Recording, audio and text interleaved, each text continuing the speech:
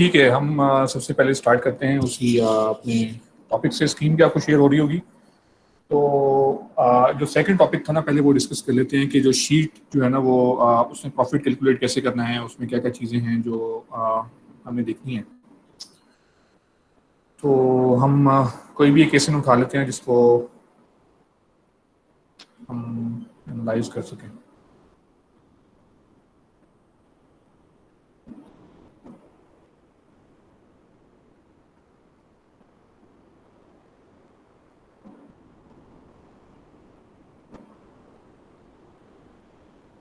ठीक है, सपोज हमने एक बायनोक्यूलर जो है ना वो एक सेलेक्ट कर लिया, एक आइटम। इसका आपको सप्लायर भी मिल गया, हर चीज़ हो गई, आपने आपके पास इसकी शीट भी आ गई। तो अब आप चाह रहे हैं कि इससे प्रॉफिट कैलकुलेट किया जाए।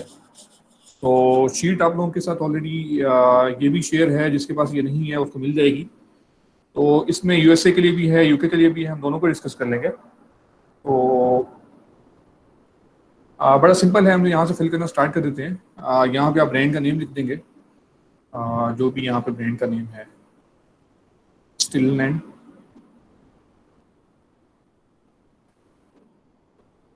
अमेजोन एसकेयू में आप जो है एसिन लगा दें बोले।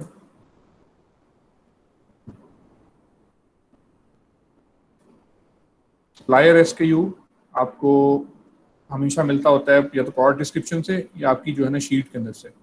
शीट में नहीं है तो प्रोडक्ट डिस्क्रिप्शन में आप मैच कर सकते हैं उसको, अगर ऐसा कोई सीन है। तो यहाँ पे मुझे ऐसा कोई नज़र नहीं आ रहा है यहाँ पे, नहीं तो आइटम नंबर या मॉडल नंबर लिखा होता है।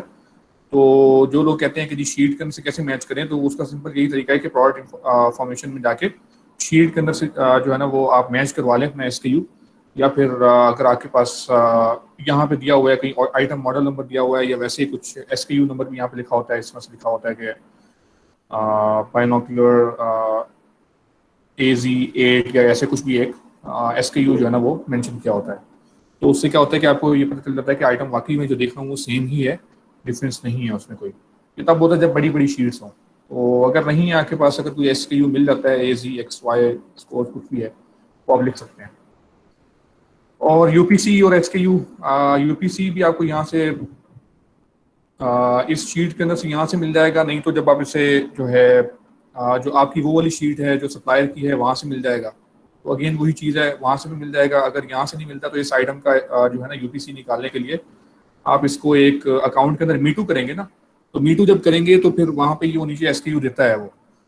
तो ऐसे में यहाँ पे अभी शो नहीं कर सकूँगा, अकाउंट मेरे पास अभी ओपन नहीं है। तो आप इसको कर सकते हैं, मतलब एस यूपीसी आपको मिल जाएगा, कोई मसला नहीं है। प्रोडक्ट का लिंक है यहाँ पे वो डाल दें, यहाँ से आप उठा सकते हैं इस प्रोडक्ट के लिंक। तो आई थिंक मतलब इसको इसकी ज़रूरत नहीं है, हम आगे चलना चाहिए। ऐसे नहीं यहाँ डाल सकते हैं। और अब यहाँ पे ये चीज़ है कॉस्ट ऑफ प्रोडक्ट परचेज। तो अब ये कहाँ से मिलेगी आपको? ये उसी शीट में से मिलेगी जो आपको सप्लायर देगा, या फिर आपको ब्रांड जो है ना वो आपकी ईमेल के अंदर आइडेंटिफाई करेगा। अब ये जो कॉस्ट ऑफ प्रोडक्ट की परचेज है, ये आपने एज इट इज़ लिखनी है। यहाँ पे कोई जो है ना वो प्रेप की फ़ी या कोई ऐसा वो चीज़ नहीं लिखनी। तो अब हम इसको इसी के अकॉर्डिंग फिल कर लेते हैं। जैसे अब ये आइटम है, हम कहते हैं कि ये हमें सपोज मिल रहा है $30 का। ठीक है, $30 का ये हमें मिल रहा है। और यहाँ पे आपने कितने आइटम्स ऑर्डर करने हैं, नंबर ऑफ पीसीज, वो आप लिख सकते हैं। आपने यहाँ पे लिख दिया 80 पीसीज ऑर्डर करने हैं, वो इसकी टोटल कॉस्ट कैलकुलेट कर देगा यहाँ पे। अब यहाँ पे जी प्रेप की कॉस्ट है। तो प्रेप की कॉस्ट जो है ना, अब यहाँ पे इन्होंने लगाई है 50 सेंट्स पर आइटम, तो बाय डिफॉल्ट। तो अब ये 50 सेंट जरूरी नहीं है कि 50 सेंट ही हो हर दफ़ा। तो अब ये कौन बताएगा कि प्रेप की कॉस्ट कैसे कैलकुलेट करनी है, या कहाँ से पता चलेगी हमें? तो ये आपने जो है अपने सप्लायर से पूछना है कि अगर प्रेप नॉर्मली कहाँ पे ज़रूरत होती है। एक तो ये तब ज़रूरत होती है जब आपके पास कुछ ऐसे आइटम हो जहाँ पे कोई पैकेजिंग का मसला हो, या जहाँ पे कहीं रैपिंग का मसला हो। यानी कि एक आइटम ऐसा है जिसके ऊपर अमेज़न कहता है कि इसके ऊपर बबल रैप लगेगा या पॉली बैग लगे की पैकेजिंग होनी चाहिए इसकी, और सप्लायर कहता है कि मैं नहीं, जो मेरा आइटम है वो इसके बगैर है। तो आपको वो फिर या तो प्रेप करवाना पड़ेगा इससे, तो या फिर उसे जो है ना आप अमेज़न के प्रेप जो है ना जो सर्विसेज हैं वो भी अवेल कर सकते हैं। तो फिर आपने जो है ना वो देखना है कि अब प्रेप सेंटर अगर मुझे भिजवाना है, तो फिर उसकी जो शिपिंग की कॉस्ट है वहाँ जाने की प्रेप सेंटर तक, और फिर प्रेप सेंटर से जो है ना वो अमेज़न जाने की, तो वो आपको लिखनी पड़ेगी। तो जो वन साइड शिपमेंट है वो आप यहाँ पे लिखते हैं अमेजोन शिपमेंट के अंदर। जो प्रेप सेंटर तक जाने की जो शिपमेंट की कॉस्ट है वो आप यहाँ पे प्रेप कॉस्ट के अंदर लिख देंगे। यानी कि सपोज आपको जो है वो जो वहाँ का प्रेप सेंटर है उसने कहा कि मैं आपको ठीक है पॉली पैकिंग करके दूंगा या बबल रैप करके दूंगा, और आपसे पर आइटम जो है ना मैं लूंगा 20 सेंट्स एक उसके करने के। तो आप कहते हैं ठीक है, फिर आप जो है ना कैलकुलेट करते हैं कि जी जो ब्रांड के वेयर हाउस से लेके प्रेप सेंटर तक जो शिपिंग की कॉस्ट है वो कितनी है पर आइटम। तो आपने एक रफ एस्टिमेट लगा लिया जी वो है 30 सेंट्स या वो 20 सेंट्स है। तो आप जो है ना वो यहाँ फार्मूले में आके उसे अपग्रेड कर दें, मतलब अपडेट कर दें। तो हमने कहा जैसे जी 20 सेंट्स वो बंदा लेगा जो प्रेप सेंटर में हमें प्रेप करके देगा, और 20 सेंट्स जो है ना शिपिंग की कॉस्ट पड़ेगी from that supplier warehouse to the prep centre. तो 40 सेंट्स हो गया, तो यहाँ 40 सेंट्स कर दें पर आइटम, ठीक है। अमेजोन पे शिपमेंट, अमेजोन की तरफ आप शिपमेंट कैसे है कि जी वो कहाँ से पता चलेगी आपको। तो आई विल रिकमेंड कि मतलब आप जो है यहाँ पे वो यूज़ करें यूपीएस हमेशा। अगर आप यूएसए में कर रहे हैं, इवन कि यूके में भी अमेजोन का पार्टनर कैरियर है, आई थिंक यूपीएस ही है, तो आप वो यूज़ करें।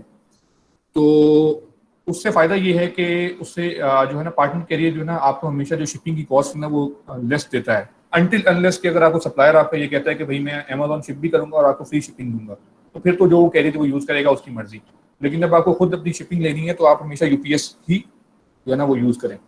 तो अब अमेजोन शिपमेंट में क्या है कि प्रोडक्ट का वेट होता है, मैंने अपनी शीट में दिखाया था कि प्रोडक्ट का वेट जो है ना आपने उसको एलबीज में ले लेना है, मतलब एलबीज के अंदर लेके उसको आपने 50 सेंट्स के साथ मल्टीप्लाई करना है। तो हम इसका वेट यहाँ से ढूंढ लेते हैं कि यहाँ पे इसका वेट कहाँ पे है। तो आपको ये हीलियम की एक्सटेंशन भी बता रही है कि 1.53 एलबीज इसका वेट है।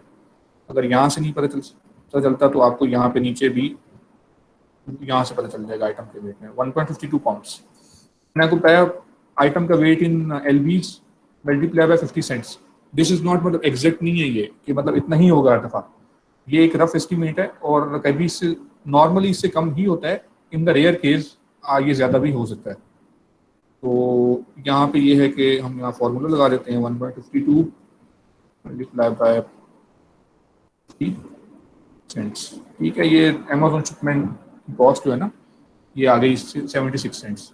तो अगेन मैं इसको रिपीट कर दूँ, प्रेप की कॉस्ट जो है ना वो आपको शीट्स मिलती हैं प्रेप सेंटर की तरफ से, वहाँ से देख के पता चलेगी कि प्रेप सेंटर कितना कॉस्ट करेगा और क्या प्रेप की ज़रूरत है या नहीं है। प्रेप की ज़रूरत नॉर्मली तब होती है जब ब्रांड्स जो है ना वो डायरेक्ट शिप नहीं करते वर्ड्स जो है ना वो अमेजोन, या फिर वो आप पॉली बैगिंग या पैकेजिंग या पैक्स बनवाने की ज़रूरत पड़ती है, 2 पैक्स 3 पैक्स, तब आपको ज़रूरत पड़ती है। तो वो सारी की सारी शीट्स जो है ना कॉस्टिंग की वो आपको मिल जाती है वहाँ से प्रेप सेंटर की तरफ से, ठीक है। तो ये उसने बता दिया कि जी टोटल कॉस्ट कितनी लगेगी आपकी जी शिपमेंट की, प्रेप की, और सारा कुछ यहाँ पे ग्रैंड टोटल कर देगा ये, ठीक है। और अब ये बता देगा जी सिंगल कॉस्ट ऑफ परचेज कितनी है आपकी। तो ये क्या करेगा कि total cost of purchase plus prep cost plus Amazon shipment को जो है ना वो मतलब टोटल करके तो वो यहाँ पे दिखाएगा, मतलब अब ये कितने यूनिट्स में ग्रैंड टोटल है इसको वो इस पर डिवाइड कर रहा है 80 यूनिट्स के ऊपर, वो दिखा देगा आपको। अब नेक्स्ट है एफ एफ फी, यानी कि ये एफ बी ए की फीस है। तो आपको जो है ना यहाँ से ये मिल जाएगी। अगर आप यहाँ पे आए F B a revenue calculator, USA में है तो यूएसए वाला ओपन कर लें, और यूके में है तो यूके वाला सर्च कर लें।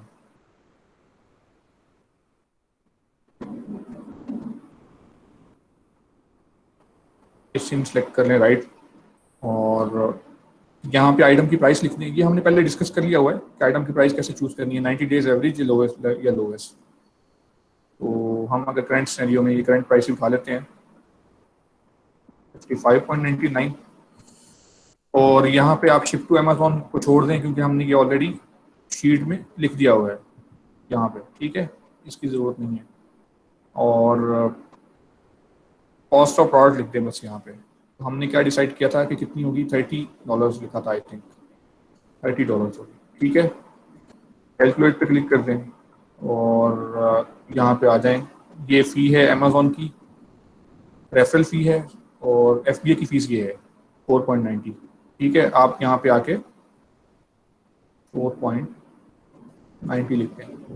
रेफरल फ़ी है ये ऑटोमेटिकली कैलकुलेट कर रहा है, आई थिंक एग्जैक्ट ही होगी, लेकिन ये फार्मूला में कुछ मिस्टेक है, तो ये यहाँ से आप उठाएंगे। फिर रेफरल फी बेसिकली अब यहाँ पे सेलिंग प्राइस है, तो यहाँ पे वो कॉलम यहाँ पे नजर आ रहा है, सॉरी, ठीक है। तो यहाँ पे आप लिख सकते हैं इसे सेलिंग प्राइस को, सेलिंग प्राइस है 55.99। तो ये ऑटोमेटिकली रेफरल फी उठा लेगा, लेकिन ये गलत उठा के लेके आ रहा है ड्यू टू सम रीजन, मतलब कि यहाँ पे फार्मूला उन्होंने लगाया हुआ है अपना। तो ये मैं शीट यूज़ नहीं करता, ये मैंने वो सर रजी की शीट है वो उठाई है। तो आप इसको यहाँ से हटा सकते हैं, मतलब फार्मूले को ज़रूरी नहीं है, फार्मूला कोई एज इट इज़ वो नहीं है कि जो फिक्स हो को उसी को हम यूज़ करें। तो शीट आपने जो है ना वो यहाँ से जो है ना यहाँ पे जब आप डाटा एंटर करेंगे तो आपको ये एग्जैक्ट ये वाला फिगर जो है ना यहाँ से मिलेगा एफपीए रेवेन्यू कैलकुलेटर से, तो आपने वो यूज़ करना है। एफपीए फीस भी मिल जाएगी और उसके बाद रेफरल फीस भी मिल जाएगी, टोटल कॉस्ट हो जाएगी जितनी भी परचेज की, एफपीए की, रेफरल की, सारी की सारी, और ये रीसेलिंग प्राइस हो जाएगी आपकी। तो आगे फार्मूला ऑलरेडी लगा हुआ है, तो वो कैलकुलेट हो जाएगा। तो इसमें कोई इतना वो नहीं है मसला के, बाकी ये प्रॉफिट भी यहाँ पे कैलकुलेट होकर आ रहा है सारे आइटम्स का। तो इसमें कोई इतना रॉकेट साइंस नहीं है कि मतलब क्या कैसे फिल करना है या क्या चीज़ें देखनी है। बाकी है यूके के अंदर, यूके में फिर दो चीज़ें हैं। यूके में होता है कि जी अगर तो वेट रजिस्टर्ड है और एक है नॉन वेट रजिस्टर्ड। थोड़ा सा मैं इसको सिंपली एक्सप्लेन कर देता हूँ। वेट रजिस्टर्ड ये है कि अगर आप वेट रजिस्टर्ड हैं तो आपको जो है अब इसमें बैकएंड पे भी दो सिनेरियोज हैं। अगर आप यूके की लिमिटेड कंपनी के साथ जाते हैं तो आपके पास ऑप्शन होता है कि आप from the very first day भी जो है ना वो वेट रजिस्टर करवा सकते हैं, वरना आपके पास 85 या 80,000 पाउंड्स तक का थ्रेशोल्ड होता है कि आप वहाँ तक ही सेल्स करें, तब तक आपको वेट जो है ना वो नहीं एग्जेम्प्ट हो जाता है। तो वेट जो है ना वो सिर्फ आगे नेक्स्ट सेलिंग पे एग्जेम्प्ट होता है, जो आपने पीछे से परचेज करना होता है ना सप्लायर से, वहाँ पे आपको वेट पे करना पड़ता है, ये चीज़ है इसमें। तो आगे जो अमेजोन की जो आपसे वेट लेते हैं वो आप एग्जेम्प्ट कर सकते हैं। तो अब यहाँ पे ये है कि दो सिनेरियोज हैं। अगर आप वेट रजिस्टर्ड हैं तो फिर आप यहाँ पे आप जब भी कैलकुलेट करेंगे तो आपको फिर अपनी प्रॉफिटेबिलिटी के अंदर जो भी आपका वेट का रेट है 20% है या वो फ्लैट रेट है 7.5%, उसको जो है ना वो कैलकुलेट करके यहाँ पे जो है ना वेट के अंदर सारा का सारा सेम है, कोई इसमें डिफरेंस नहीं है। क्वांटिटी भी वही है, टोटल कॉस्ट भी वही है, और वेट जो है ना यहाँ पे उन्होंने 20% लगाया हुआ है टोटल कॉस्ट के ऊपर ऑलरेडी, तो ये भी आपका लग जाएगा यहाँ पे, और ये आपको हमेशा पे करना होता है। अब इसमें मैं आपको बता देता हूँ, जो वेट आप कहते हैं कि जी मैंने पहले सप्लायर से चीज़ परचेज की, वहाँ पे वेट पे किया, और फिर आगे अमेजोन भी मेरे से वेट ले रहा है, तो मैं तो डबल वेट पे कर रहा हूँ। तो ये जो वेट होता है जो आप सप्लायर को पे करते हो, तो आपके पास अगर प्रॉपर इनवॉइसिंग होती है इसकी, तो ये आप क्लेम कर सकते हो HMRC से, तो ये क्लेमेबल है वेट, ठीक है। और अगेन वही प्रेप की कॉस्ट है, ये ऑलरेडी फार्मूला लगा हुआ है 20% के हिसाब से, तो आपको ये 20% ही होता है। वो आगे आपका जो आगे सेलिंग के ऊपर है वो 7.5% का फ्लैट रेट हो सकता है, लेकिन 20% ही है। ये फार्मूले को नहीं छेड़ना, ये वेट खुद ही कैलकुलेट करेगा। प्रेप की कॉस्ट है, ये आपको पता है। यूपीएस की कॉस्ट, वही यूपीएस की कॉस्ट क्या है कि शिपमेंट की कॉस्ट कितनी है अमेजोन शिप करने की, तो आप वो लगाते हैं यहाँ पे, ठीक है। तो यहाँ पे वो लग देगी। अगर कोई डिस्काउंट मिल रहा है तो वो लगा दें, नॉर्मली डिस्काउंट नहीं होता, अगर डिस्काउंट होता है तो फिर आप अपनी कॉस्ट ऑफ प्रोडक्ट के ऊपर लगाते हैं वो। बाकी ये है कि जी सिंगल कॉस्ट ऑफ प्रोडक्ट की परचेज जो है यहाँ पे आ जाएगी, एफपी की फीस यहाँ पे आ जाएगी, रेफरल फी यहाँ पे आ जाएगी, और ये अमेजोन का वेट ये यहाँ पे। अब अमेजोन का वेट जो है ना यहाँ पे क्या हो सकता है कि अगर आप वेट रजिस्टर्ड हैं तो आपके पास ऑप्शन है कि 7 जो है 5% वाला फ्लैट रेट पे भी जा सकते हैं और 20% वाला भी जा सकते हैं। तो वो आप अपना वो देख लेंगे कि अगर आपकी प्रोडक्ट की जो है ना सेलिंग प्राइस है सपोज 12 पाउंड, तो अगर आपका 7.5% है उसके ऊपर, तो आप 7.5% के हिसाब से कैलकुलेट कर लें उसे। अगर 20% है तो वो रफली 2 पाउंड बनेगा, तो वो 2 पाउंड आपका वेट हो जाएगा, तो आपके वो प्रॉफिट में से इफेक्ट करेगा आपको, तो प्रॉफिट पे आपको इफेक्ट करेगा। अब ये अलग केस है कि जी किसी को मतलब वेट पे जाना चाहिए, वेट रजिस्टर करना चाहिए या नहीं करना चाहिए, वो सिनेरियो के ऊपर डिपेंड करता है। तो हम उसको नहीं कह सकते कि मतलब वेट रजिस्टर करना लाजमी है या क्या है, वो नहीं, वो आपको अपने अकाउंटेंट से बात करनी पड़ेगी, आपको सिनेरियो देखना पड़ेगा। बाकी ये है कि जो बाहर की कोई कंपनी है, यानी कि जैसे यूएस की LLC है या यूएस की कंपनी है, वो अगर यूके में अगर सेल करती है तो उसको अब न्यू लॉज के मुताबिक 20% जो है ना वेट पे करना पड़ेगा। वो फ्लैट रेट वाला सिस्टम खत्म कर दिया है अमेजोन ने, और ये चीज़ें हैं इसमें। तो वेट के बारे में जो मुझे एक नॉलेज था बेसिक, वो मैंने आपको बता दिया। इसके बारे में कुछ बेसिक क्वेश्चन होंगे तो अब मैं वो जो है ना वो आपसे ले लूँगा, तो मैं उसको आंसर करने की कोशिश करूँगा। तो बाकी अगर किसी को डिटेल में इसको समझना है या डिटेल में इसके बारे में डिस्कशन करनी है तो वो अकाउंटेंट से कॉन्टैक्ट करे, क्योंकि अकाउंटेंट जो है उसको प्रॉपरली बता सकता है कि वो वैट जो है ना उसके लिए कौन सा बेहतर है। तो एक जनरल मैंने आपको आइडिया दे दी है कि मतलब, और लोग मतलब इसीलिए क्यों नहीं जाते यूके के अंदर कि वहाँ पे ये थोड़ी सी कॉम्प्लिकेशंस हैं ये वैट के हवाले से, लेकिन वो इतनी नहीं है, आप उसको टैकल कर सकते हैं। तो ये चीज़ है यहाँ पे, ये शीट बाकी कोई ऐसा कुछ मसला नहीं है, सारा का सारा सेम ही है जैसे यहाँ पे कैलकुलेट हो रहा है, सिर्फ यहाँ पे वैट का एक फ़र्क है कि आपने देख लेना है कि अब नॉट वैट रजिस्टर्ड है, तो फिर क्या है कि आपने कोई वैट पे नहीं करना होता, आपने ना अगले सेलर से क्लेम करना होता है। और ये नॉट वैट रजिस्टर्ड वाला जो सीन है ये सिर्फ यूके की एलटीडी कंपनी के ऊपर होता है। जो यूके में रजिस्टर्ड बिजनेस होते हैं वो सिर्फ इस पर जा सकते हैं, नॉट वैट रजिस्टर्ड 85 या 80K का जो थ्रेशोल्ड है उसको अवेल कर सकते हैं, बाहर की कंपनीज इसको नहीं कर सकती हैं अवेल। तो ठीक है, ये हो गया है कवर। तो अब हम इसको क्वेश्चन बाद में ले लेंगे, अब हम अपना जो फर्स्ट टॉपिक है ना उसको डिस्कस करते हैं। मैं स्क्रीन ऑफ करता हूँ।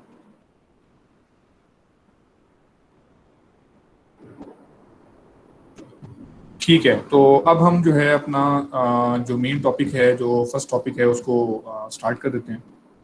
उसमें ये था कि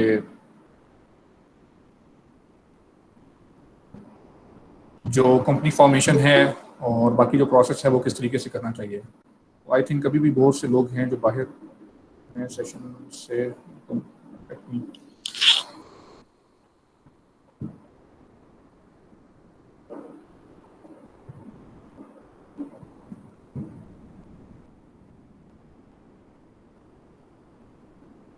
ओके, आप इसके भले नोट्स बना लें या कुछ भी कर लें, वैसे ये सेशन रिकॉर्डिंग पे लगा हुआ है तो कोई मसला नहीं है इसका। तो मैं आपको वन बाय वन जो है ना, मैंने टॉपिक इसलिए डिवाइड करिए थे उसके, ताकि वो डिस्कशन प्रॉपरली हो सके। तो पहला हमारा सबसे पहले जो टॉपिक मैं आपको अगेन बता देता हूँ, कंपनी फॉर्मेशन है। और मैं अगेन इसमें बता दूं कि जो भी चीज़ें मैं डिस्कस करूंगा वो मतलब क्योंकि ये टैक्स के इश्यूज हैं और कंपनी फॉर्मेशन के लॉन्ग टर्म के इश्यूज हैं, तो मैं वही चीज़ डिस्कस करूंगा जो मतलब मेरे अपने एक्सपीरियंस के अकॉर्डिंग है। ये एक्सपर्ट एडवाइस नहीं है, इट वुड बी डिफरेंट। तो मेरा जो एक अपना एक्सपीरियंस है, क्योंकि मैंने यूएस में खुद भी काम किया है, सारा का सारा खुद काम करवाया भी है, खुद भी कंपनी फॉर्मेशन की है, सारा कुछ किया है, तो मैं वो अपना एक्सपीरियंस शेयर करूँगा आपके साथ। बाकी आपका अकाउंटेंट जो है वो आपको बेटर गाइड कर सकता है इन चीज़ों में जो अभी हम डिस्कस करेंगे। तो एफपी होलसेल का जो सबसे पहला स्टेप होता है वो भी कंपनी फॉर्मेशन ही होता है, जहाँ पर भी आपने करना है जिस कंट्री के अंदर, वो बोले कनाडा में करें, यूएसए में करें या यूके में करें। तो company formation is your first step. तो हम उसी से स्टार्ट कर रहे हैं। ये काफ़ी लोगों के क्वेश्चंस मेरे बार बार आ रहे थे, बार बार के मुझे हमें ये बताएं कि ये कैसे है, रीसेल सर्टिफिकेट क्या है, ये क्या है। तो मैंने कहा उसको एक सेशन कर लिया जाए तो जिससे क्वेश्चन हैं वो सारे इसमें कवर हो जाएंगे। तो फर्स्ट हमारा जो टॉपिक के अंदर जो एक क्वेश्चन था कि which country is suitable to form a company to start FB wholesale. कि अगर आपके पास ऑप्शन हो कि आप एफबी होलसेल करना चाहते हैं या आपके पास एक इन्वेस्टमेंट है तो आप स्टार्ट करना चाहते हैं, तो आपको किस कंट्री से स्टार्ट करना चाहिए। तो मेरे अपनी एक्सपीरियंस के अकॉर्डिंग मैं इसका आंसर कर रहा हूँ कि आपको ऐसे कंट्री से स्टार्ट लेना चाहिए जहाँ पे एक जो बड़ी मार्केट रखता हो। वो अब बड़ी मार्केट कहाँ पे है, यूएसए है, यूके है। बहुत से लोग मुझे कहते हैं कि ऑस्ट्रेलिया में कर लिया जाए या छोटी कंट्रीज में कर लिया जाए, इटली में कर लिया जाए। यहाँ पे तो वहाँ पे क्या सिनेरियो है, तो भाई वो सिंपल सिनेरियो यही है कि आप जब वहाँ पे जाएंगे तो आप 50 आइटम भी लिस्ट करके एसक्यू बैठे रहेंगे ना, तो सेल बहुत कम है वहाँ पे। मतलब आपको वो फील नहीं आएगी कि मैंने कोई बिजनेस स्टार्ट किया है। तो अगर आपने करना ही है, जब होलसेल मेहनत करनी है, तो फिर आप किसी बड़ी कंट्री से स्टार्ट करो। तो यूएसए से कर लो, यूके से कर लो, कनाडा भी है, अच्छी मार्केट है, वहाँ से भी कर सकते हैं आप। तो और जो कंपनी फॉर्मेशन है उसका भी मैं आपको बता देता हूँ। आप हमेशा ट्राई करें अगर आप यूके में हैं तो फिर बेटर है कि आपके वहाँ पे जानने वाला मामू है, कोई भी है, तो आप यूके के अंदर ही कंपनी फॉर्म करें। तो उसका फ़ायदा ये है कि वो हम आगे जाके डिस्कस कर लेते हैं। तो जिस कंट्री में आपका कोई जानने वाला है या जहाँ पे आपको पता है कि वहाँ से आपका अमेजोन का अकाउंट बनेगा, तो आप ट्राई करें कि उसी कंट्री के अंदर कंपनी फॉर्म करके उसी कंट्री के अंदर से अपना एफपी होलसेल का बिजनेस स्टार्ट करें। रिकमेंडेड कंट्रीज यही है कि जी यूएसए के अंदर किया जाए, यूके के अंदर किया जाए, कनाडा के अंदर कर लिया जाए, तो ये कंपैरेटिवली बेहतर है बाकी कंट्री से। जर्मनी भी है, लेकिन जर्मनी में लैंग्वेज बैरियर है, वो आप सप्लायर के साथ कम्युनिकेट करना मुश्किल हो जाएगा। तो फर्स्ट क्वेश्चन है, क्वेश्चंस जो भी आपके होंगे ना इसके अगेंस्ट वो आप नोट डाउन कर लें, फिर हम इसको एट द एंड जो है ना सेशन पे अभी हाफ एन आवर के बाद उसको ले लेंगे। और सेकंड इसमें था पॉइंट कि जी बेस्ट स्टेट्स कौन सी हैं यूएस में कंपनी फॉर्म करने की। यूके में कोई ऐसा स्टेट वाला चक्कर नहीं है, वहाँ पे तो सिंपल जो है ना एलटीडी कंपनी बनती है और वो आप जहाँ पे भी सिटी है वहाँ से जाके बना सकते हैं। बस आपके पास जो है ना अगेन वो कोशिश करनी है कि मैं इसको दोबारा बता दूं कि आपने अमेजोन का अकाउंट जब भी मतलब जिस कंपनी के ऊपर बनाना है वो आपने कंपनी जो है ना वो कभी भी आपने जो है ना वर्चुअल एड्रेस के ऊपर नहीं बनानी, तो इन द लॉन्ग रन आपको ना उसका नुकसान होगा। तो आपने हमेशा फिजिकल एड्रेस ढूंढना है। ये क्वेश्चन आगे भी आ रहा है तो हम उसको आगे भी जाके थोड़ा सा डिटेल में डिस्कस करेंगे, लेकिन मुझे यहाँ पे था कि मैं आपको यहाँ पे बता दूँ। तो बेस्ट स्टेट्स हम देख लेते हैं, 5-6 स्टेट्स हैं जो कुछ बेस्ट हैं, हम उसे भी देख लेते हैं कि कौन कौन सी स्टेट्स हैं वो। तो बेसिकली यहाँ पे टोटल 6 स्टेट्स हैं। एक नेवादा है, ओहायो है, साउथ डेकोटा है। मैं ये सारा कुछ शेयर कर दूंगा ग्रुप में, आपको यहाँ पे बता रहा हूँ ताकि ये यहाँ पे किसी को क्वेश्चन होगा तो यहाँ पे हो सके। टेक्सास है, वॉशिंगटन है और वायमिंग है। तो ये 6 स्टेट्स ऐसी हैं जहाँ पे कॉर्पोरेट इनकम टैक्स नहीं है। तो बेसिकली कॉर्पोरेट इनकम टैक्स अब क्या है कि जब आपकी कंपनी का जो एनुअल जो है जितना भी प्रॉफिट होता है तो उसके ऊपर आपकी जो स्टेट की तरफ से जो टैक्स होता है इम्पोज किया हुआ है 7%, 5%, 8%, वो आपको पे करना पड़ता है। जैसे कि फॉर एग्जांपल एक न्यू जर्सी स्टेट है, वहाँ पे जो कॉर्पोरेट टैक्स रेट है 9%। तो आपको क्या करना होगा कि जब आपका at the end of the year जब प्रॉफिट आएगा तो आपको 9% जो है ना उसमें से टैक्स पे करना मतलब पड़ेगा। ठीक है, तो ये एक चीज़ है, तो कॉर्पोरेट टैक्स आपको पे करना पड़ता है। और सेकंड नंबर पे ये है कि जो रिकमेंडेड स्टेट्स हैं जहाँ पे एलएलसी बड़ी इजीली बन जाती है, कंपनी बड़ी इजीली बन जाती है, वो है वायमिंग है और ओहायो है जहाँ पे आप इजीली बना सकते हैं। टेक्सास है जहाँ पे company formation is somehow easy. तो वायमिंग में मतलब मैं रिकमेंड नहीं करूँगा कि वायमिंग के अंदर आप जाएं अगेन कंपनी फॉर्मेशन के लिए, कि वहाँ पे बहुत से लोग बहुत मतलब हर दूसरा तीसरा बंदा जो है ना वायमिंग और डेलावेयर में भी, आई एम सॉरी मैं डेलावेयर में इसे मिस कर गया। वायमिंग और डेलावेयर जो है ना ये भी इसमें आती है जहाँ पे आपको जो टैक्स रेट है वो नहीं है, तो इसलिए लोग यहाँ पे जाते हैं। और और उसके बाद पर्सनल इनकम टैक्स रेट है जो कुछ स्टेट्स में नहीं है, तो वो भी मैं आपको बता देता हूँ। वो अगेन नेवादा है, साउथ डेकोटा है, टेक्सास है, वाशिंगटन है और वायमिंग है। अब ये पर्सनल इनकम टैक्स रेट का फायदा किसको है? वो उस बंदे को फायदा है जो वहाँ पे उस स्टेट के अंदर रहता है, ना कि वो हमारे जैसे पाकिस्तानी। तो आपको अगर कोई बंदा कहे कि जी मैं आपको इस स्टेट के अंदर बना के देता हूँ, मेरे पास यहाँ का एड्रेस है और ये है, और आपको कहे कि जी ये पर्सनल इनकम टैक्स आपका हो जाएगा, तो वो पर्सनल इनकम टैक्स आपका किसी फायदे का नहीं है, क्योंकि आप तो रह ही बाहर बाहर रहे हैं, तो पर्सनल इनकम टैक्स उसी को पे करना है जो वहाँ का मतलब जो है रेजिडेंट है, तो उसके लिए बेनिफिट है उसका। तो उसके बाद हम नेक्स्ट स्टेप जो है नेक्स्ट क्वेश्चन है जो इसके अंदर वो ले लेते हैं। ये क्वेश्चन आप अपने नोट करते जाइएगा, जिसका है वो रेज हैंड करने के बजाय at the end of the session जो है ना हम उसको ले लेंगे। टॉपिक बड़ा अजीब सा है, मतलब ये तब डिस्कस किया जाता है नॉर्मली जब क्वेश्चंस होते हैं, लेकिन मतलब इसमें आई थिंक मतलब अगर आपको इस थोड़ा सा नॉलेज हो जाएगा तो आप अपने जो कुछ लोग होते हैं आपके पास आते हैं, पाकिस्तानी होते हैं, सर्विसेज का आपसे कहते हैं, तो आपको उसका नॉलेज होगा एटलीस्ट के मतलब ये चीज़ें हमने कभी सुनी थी, तो वो आप अपने क्लाइंट को आंसर कर सकते हैं उसका। और जो आपके पास FB होलसेल स्टार्ट करने के लिए आपके पास क्या कुछ होना चाहिए इन हैंड, तो मैं आपको वो भी रफली यहाँ पे बता देता हूँ। यूके के अंदर अगर आपने स्टार्ट करना है तो आपके पास यूके की LTD कंपनी होनी चाहिए, वैट नंबर होना चाहिए, और उसके बाद वहाँ का बिजनेस एड्रेस होना चाहिए, और वही जो फ़ोन नंबर है वो होना चाहिए, और आपके पास वेबसाइट होनी चाहिए। ठीक है, ये 4 to 5 चीज़ें ये होनी चाहिए। इसके अलावा कोई वहाँ पे रीसेल सर्टिफिकेट, रीसेल परमिट कुछ भी नहीं है वहाँ पे। वैट होता है, वैट नंबर होता है, वो होना चाहिए, वो सारा कुछ कवर करता है। बाकी यूएसए में जाएंगे तो वहाँ पे कंपनी का बिजनेस एड्रेस, कंपनी, और उसके बाद उसका EIN, और उसके बाद फिर रीसेल सर्टिफिकेट और फ़ोन नंबर, और फिर एंड पे वेबसाइट।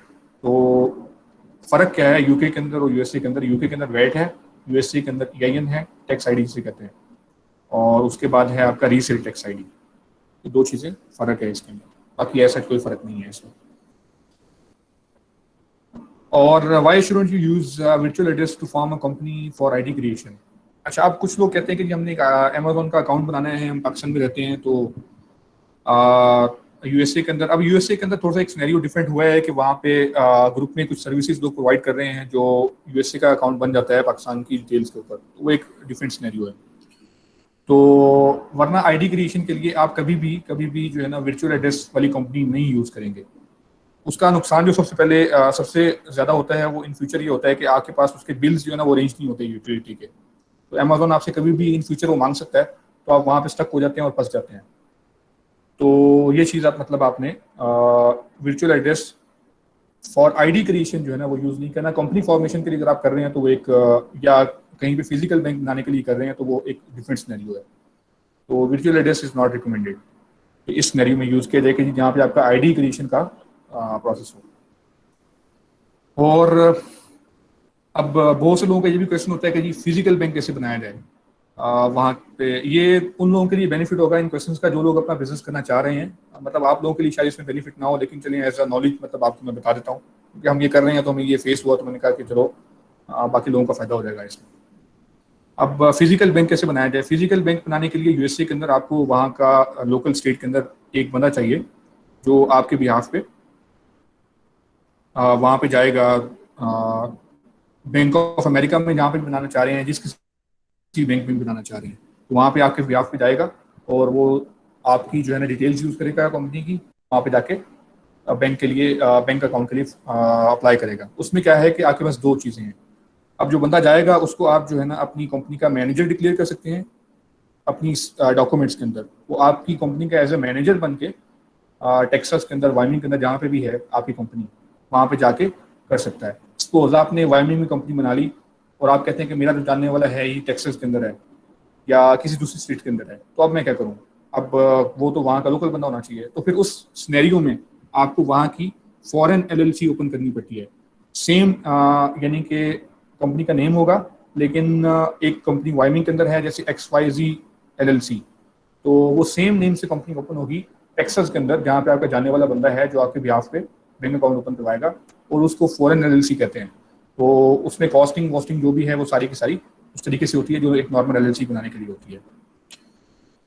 तो क्वेश्चंस नोट करते जाएं अगेन, तो जो होंगे आई नो मतलब जिस चीज़ को उसकी समझ आ रही है उसको क्वेश्चंस होंगे लाजमी। और अब नेक्स्ट है कि जी ITIN। बहुत से लोग कहते हैं कि जी सर्विस प्रोवाइडर्स आपको ये कहते हैं कि जी ITIN बनवाओ, उसके बाद होलसेल का काम नहीं हो सकता। तो वो बिल्कुल गलत बात है कि मतलब ITIN को ऐसा नेसेसरी नहीं है कि आपके पास होना चाहिए इंडिविजुअल जो है ना टैक्स आइडेंटिफिकेशन नंबर। बहुत से लोग कहते हैं कि जी ITIN होना चाहिए, तो सर्विस प्रोवाइडर्स आपको कहेंगे ITIN is not necessary to start FP wholesale. ITN तब जरूरी है जब आप कहें कि जी मैंने इनकम टैक्स रिटर्न जो है ना फाइल करनी है पर्सनल, तो मैं ITN बनवा लूँ, वरना उसकी ज़रूरत नहीं है। इनकम टैक्स रिटर्न फाइल करने के लिए आपको ITN की ज़रूरत पड़ती है, वरना ज़रूरत नहीं है। और उसके बाद है कि जी ITN आपको हेल्प करेगा अगर आप ITN लेके उसके ऊपर टैक्स पे करना स्टार्ट कर देंगे। ये क्वेश्चन मैंने डायरेक्टली सर सनी अली से पूछा था कि अगर मैं कंपनी के ऊपर ITN बनवाता हूँ और उसके ऊपर टैक्स पे करना स्टार्ट कर देता हूँ, तो क्या मुझे US के अंदर वीज़ा लेने के लिए आसानी होगी। तो उन्होंने मुझे ये कहा था कि नहीं, आपको उसका कोई बेनिफिट नहीं होगा। आप जो है ना वो उसका एक ही, उन्होंने मुझे एक वीडियो भी रिकमेंड की थी, मैं आपको अगर उसका लिंक भी अगर जिसको चाहिए होगा मैं शेयर कर दूंगा, कोई मसला नहीं है। उन्होंने मुझे एक लिंक शेयर किया था sunnyali.com/E2, ठीक है, वो आप जाके देख सकते हैं। तो आपको ITN के ऊपर टैक्स पे करने से कोई फायदा नहीं होगा। बहुत से लोग कहते हैं कि जी फायदा होगा और वो आपको इस तरह के चक्कर में डालते हैं जो सर्विस प्रोवाइडर्स हैं। तो मैं आपको थोड़ा सा उससे अवेयर कर रहा हूँ। और ओके, अब हम ये देख लेते हैं। सिंपल सी चीज़ है कि जी US में मैं अपनी स्क्रीन शेयर करवा देता हूँ कि US के अंदर आपको कंपनी फॉर्मेशन अगर खुद करनी है, जैसे आप पाकिस्तान में बैठे हैं, तो आपके लिए सबसे इजी स्टेप क्या है, आप कैसे कर सकते हैं। मैं अपनी स्क्रीन अगेन शेयर करता हूँ, तो मुझे एक दफ़ा बता दीजिएगा स्क्रीन शो हो रही है आपको।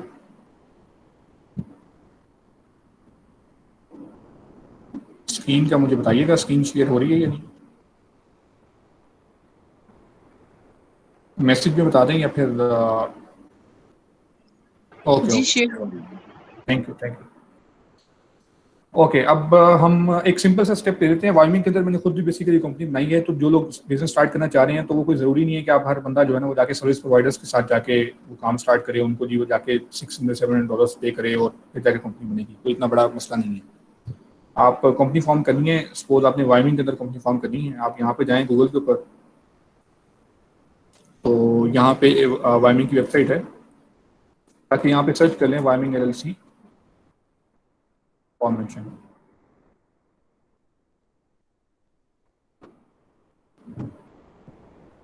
यहाँ पे बड़ी वेबसाइट्स आएंगी, हमें यहाँ पे वाइमिंग की अपनी जो एक्चुअल वेबसाइट है वो ढूंढनी है। ठीक है, तो इस तरह से हर स्टेट की आपको मिल जाएगी। जैसे ये है ssl.wyoming.gov, तो ये एक ऑथेंटिक वेबसाइट है। ठीक है, अब हम यहाँ पे इसकी वेबसाइट में आपको सिंपल सा करके बता देता हूँ। एक्सप्लोर आपने खुद करना है, ये मतलब स्टेप बाय स्टेप मैं नहीं बता सकूँगा कि मतलब कैसे फॉर्म करनी है यहाँ पे, तो आपको मैं एक रास्ता बता देता हूँ, तो जिससे आप जो है आगे जाके वो हेल्प करेगा वो। आई थिंक यहाँ पे ये वेबसाइट ओपन नहीं होगी, तो मुझे अपना शायद VPN लगाना पड़ेगा।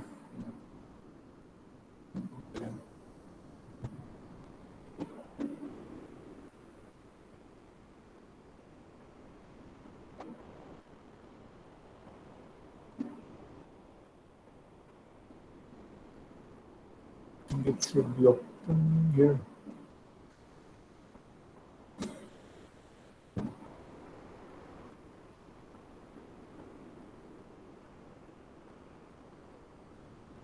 Okay, due to some reason मतलब ये पता नहीं ओपन नहीं हो रहा, क्या मसला है इसको। चले हम किसी दूसरी स्टेट का देख लेते हैं, कोई इतना जरूरी नहीं है कि मतलब वाइमिंग का, अगर हम किसी को दूसरी स्टेट का देख लेते हैं तो सारा कुछ गूगल के ऊपर है, सारी की सारी इन्फॉर्मेशन यहीं पे है। मैं आपको सिंपल ये भी बता दूंगा कि उसमें क्या क्या डॉक्यूमेंटेशन रिक्वायर होती है। तो ये जैसे टेक्सास की स्टेट भी आ गई है, तो ये ओपन हो जाए।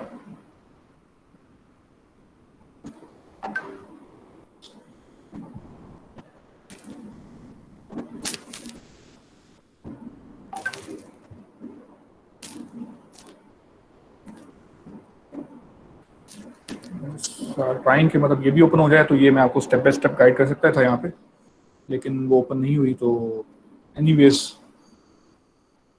Let me find the link here, जहाँ पे लिंक मिल जाए हमें और हम जाके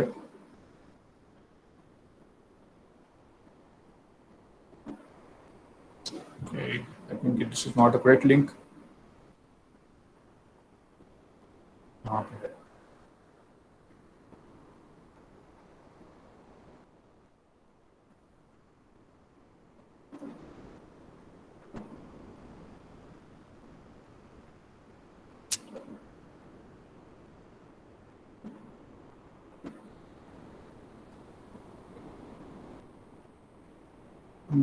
जस्ट फाइंडिंग द लिंक, जहाँ से मुझे लिंक मिल जाए तो मैं उस पर क्लिक करके और आपको दिखा सकूँ कि ये चीज़ है।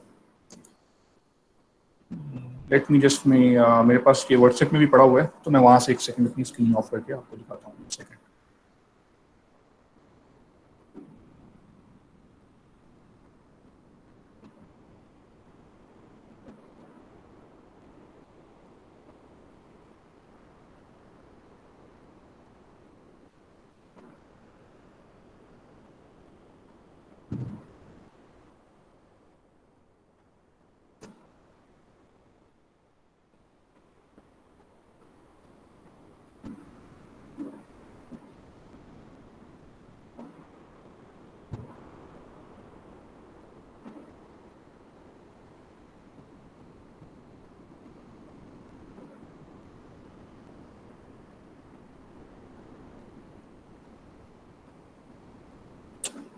स्क्रीन में अगेन शेयर कर रहा हूँ, लिंक मैंने ओपन कर लिया है जो मैं ओपन करना चाह रहा था। तो अगेन वही चीज़ है, आप यहाँ पे आएंगे और गूगल पे जैसे आ जाएंगे तो आपको ये चीज़ मिल जाएगी इस तरह से कि आपने ये बेसिकली लिंक ढूंढ लेना है। टेक्सास जो है ना LLC formation, online LLC formation या कुछ भी आप कर लेंगे तो आपको सारा कुछ यहाँ से मिल जाएगा। तो आप थोड़ी सी यहाँ पे रिसर्च करेंगे तो बेसिकली मिल जाएगा। तो मैंने अब हर स्टेट के अंदर एलएलसी नहीं बनाई, तो इसलिए मुझे उसका वो नहीं है कि आप कौन से लिंक के ऊपर जाके प्रॉपर्ली, तो मेरे पास एक लिंक पड़ा हुआ था तो मैंने वो ओपन कर लिया। तो आप यहाँ पे जाके थोड़ा सा सर्च करेंगे तो आपको ये मिल जाएगा, कोई इतना वो मसला नहीं है कि मतलब ये थोड़ी सी रिसर्च आपको खुद करनी पड़ेगी। तो जो चीज़ मेरे पास है, जो मुझे पता है कि जो मैंने खुद फॉर्मेशन की है, तो मैं उसी के अकॉर्डिंग आपको गाइड कर देता हूँ। तो समहाउ प्रोसेस सेम ही होता है, हर स्टेट के अंदर कोई डिफरेंस नहीं होता। तो जैसे ये लिंक है, ये वाइमिंग के अंदर मैं आ गया हूँ, तो वाइमिंग की वही वेबसाइट है। तो यहाँ पे आप चले जाएंगे, ये बिजनेस ई फाइलिंग के ऊपर सिंपल, और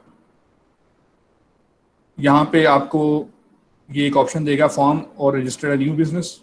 ये वाइमिंग के अंदर बड़ा सिंपल सा काम है, आप जाके यहाँ पे चले जाएंगे और यहाँ पे आपको ये बता रहा है कि बिजनेस एंटिटी टाइप की जो फीस है वो कितनी है। तो अब मैं आपको ये चीज़ बता देता हूँ कि जो कंपनी फॉर्मेशन के अंदर जो हार्डली वाइमिंग के अंदर बनाने की जो कॉस्ट है $100 ये है जो स्टेट को पे करनी पड़ती है, और $60 जो है ना वो आपकी एक रीसेल सर्टिफिकेट की कॉस्ट होती है, या बाकी $2 पे कहीं कन्वीनियंस फी हो गई या कुछ ऐसा मास्टर कार्ड की फी हो गई। बाकी सब कुछ जो ऊपर से आपको चार्ज किया जाता है किसी बंदे से की तरफ से भी, वो सारा सर्विसेज की जो है ना उसमें चार्ज किया जाता है। या अगर कोई वर्चुअल एड्रेस की कॉस्ट है वो थोड़ी बहुत है $30। उसके अलावा अगर बंदा आपसे कोई जितने भी पैसे चार्ज कर रहा है वो अपनी सर्विसेज की चार्ज कर रहा है। जो एक्चुअल कॉस्ट है वो मैं आपके सामने बता रहा हूँ, $100 plus $60 to $70 hardly for the resale certificate in some state. हर स्टेट के अंदर नहीं है ऐसा। तो स्टार्ट नाउ पे क्लिक कर देते हैं। ठीक है, यहाँ पे आप बता देंगे जी लिमिटेड लायबिलिटी कंपनी है, कौन सी बनानी है आपने। तो नॉर्मली लोग एलएलसी बनाते हैं, तो अब एलएलसी भी है, इसमें सी कॉर्प भी है, एस कॉर्प भी है, तो वो हर किसी का डिफरेंट सिनेरियो है। तो LLC banana is comparatively easy. S Corp या सी कॉर्प का थोड़ा सा अपना प्रोसेस है। तो एलएलसी को बड़ी बिजनेस हो रहा है तो आप एलएलसी से भी स्टार्ट कर सकते हैं, कोई इतना मसला नहीं है। तो आपने ये सिलेक्ट कर दिया, यहाँ पे नेक्स्ट चले जाएंगे यहाँ से, और सॉरी ये टेस्ट दैट, नेक्स्ट चले जाएंगे, बिजनेस एंटिटी का नेम लिखेंगे, कंफर्म नेम करेंगे। तो आपको यहाँ से ये सर्च करके भी बता देगा कि मतलब जो नेम आप सर्च करना चाह रहे हो अवेलेबल है कि नहीं है। तो एडिशनल डेजिग्नेशन कोई भी आप ऑप्शनल है, छोड़ना चाहें लिखना चाहें तो लिख दें, नहीं तो छोड़ दें छोड़ दें। तो ये सारे के सारे इसमें सिर्फ प्रोसेस हैं। मैंने आपको रास्ता बता दिया कि भाई यहाँ पे चले जाएं, ये सारा का सारा है, तो यहाँ पे जाके फिल कर लें इस सारे के सारे फॉर्म को। तो इसमें कोई भी मुश्किल नहीं है, जहाँ पे आपको मुश्किल फेस हो तो आप आके ग्रुप में पोस्ट कर लें, आपको कोई ना कोई लाजमी गाइड कर देगा। तो अब मैं इसको स्टेप बाय स्टेप नहीं लेके जा सकता कि जी अब मैं आपको यहाँ कंपनी बना के दिखाऊं कि कैसे बनेगी। तो मैं आपको एक चीज़ बता दी है कि ये वेबसाइट है, यहाँ पे आ जाएं और यहाँ पे आके ये सिंपल फॉर्म होगा, यहाँ पे आपसे स्टेप बाय स्टेप पूछेगा, ये फिल कर लें। तो ये है आपके सामने सारा का सारा काम। तो इसमें कोई वो इतना रॉकेट साइंस नहीं है कि मतलब कैसे वो होगा या क्या होगा। तो ये इस तरह से आपकी एक बेसिक कंपनी यहाँ पे फॉर्म हो जाएगी। और ये अब ये क्या है कि अगर मैं यहाँ पे सारा फिल करते रहूँगा, $100 पे करूँगा, तो ये मेरे सामने कंपनी फॉर्मेशन हो जाएगी with in 10 minutes. With in 10 minutes आपकी यहाँ बैठे बैठे कंपनी फॉर्म हो जाएगी। उसके बाद फिर आपका सेकंड स्टेप होता है EIN।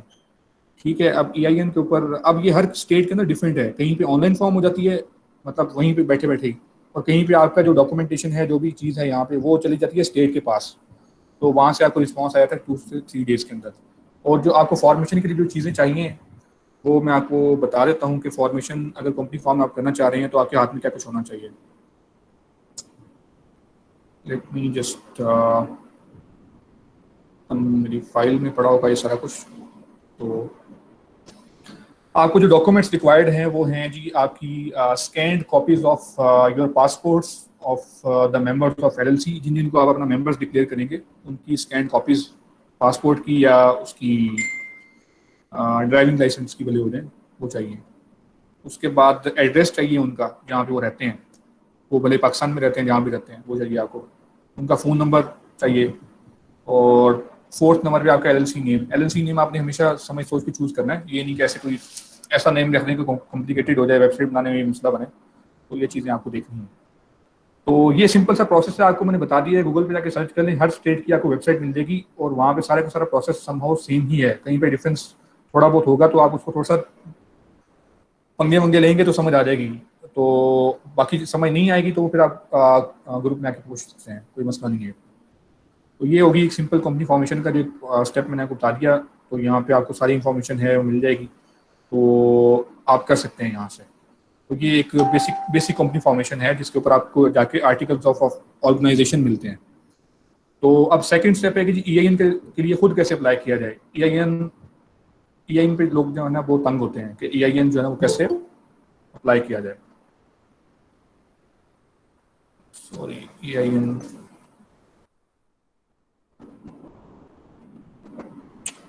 ऑनलाइन एप्लीकेशन, IRS की वेबसाइट है irs.gov।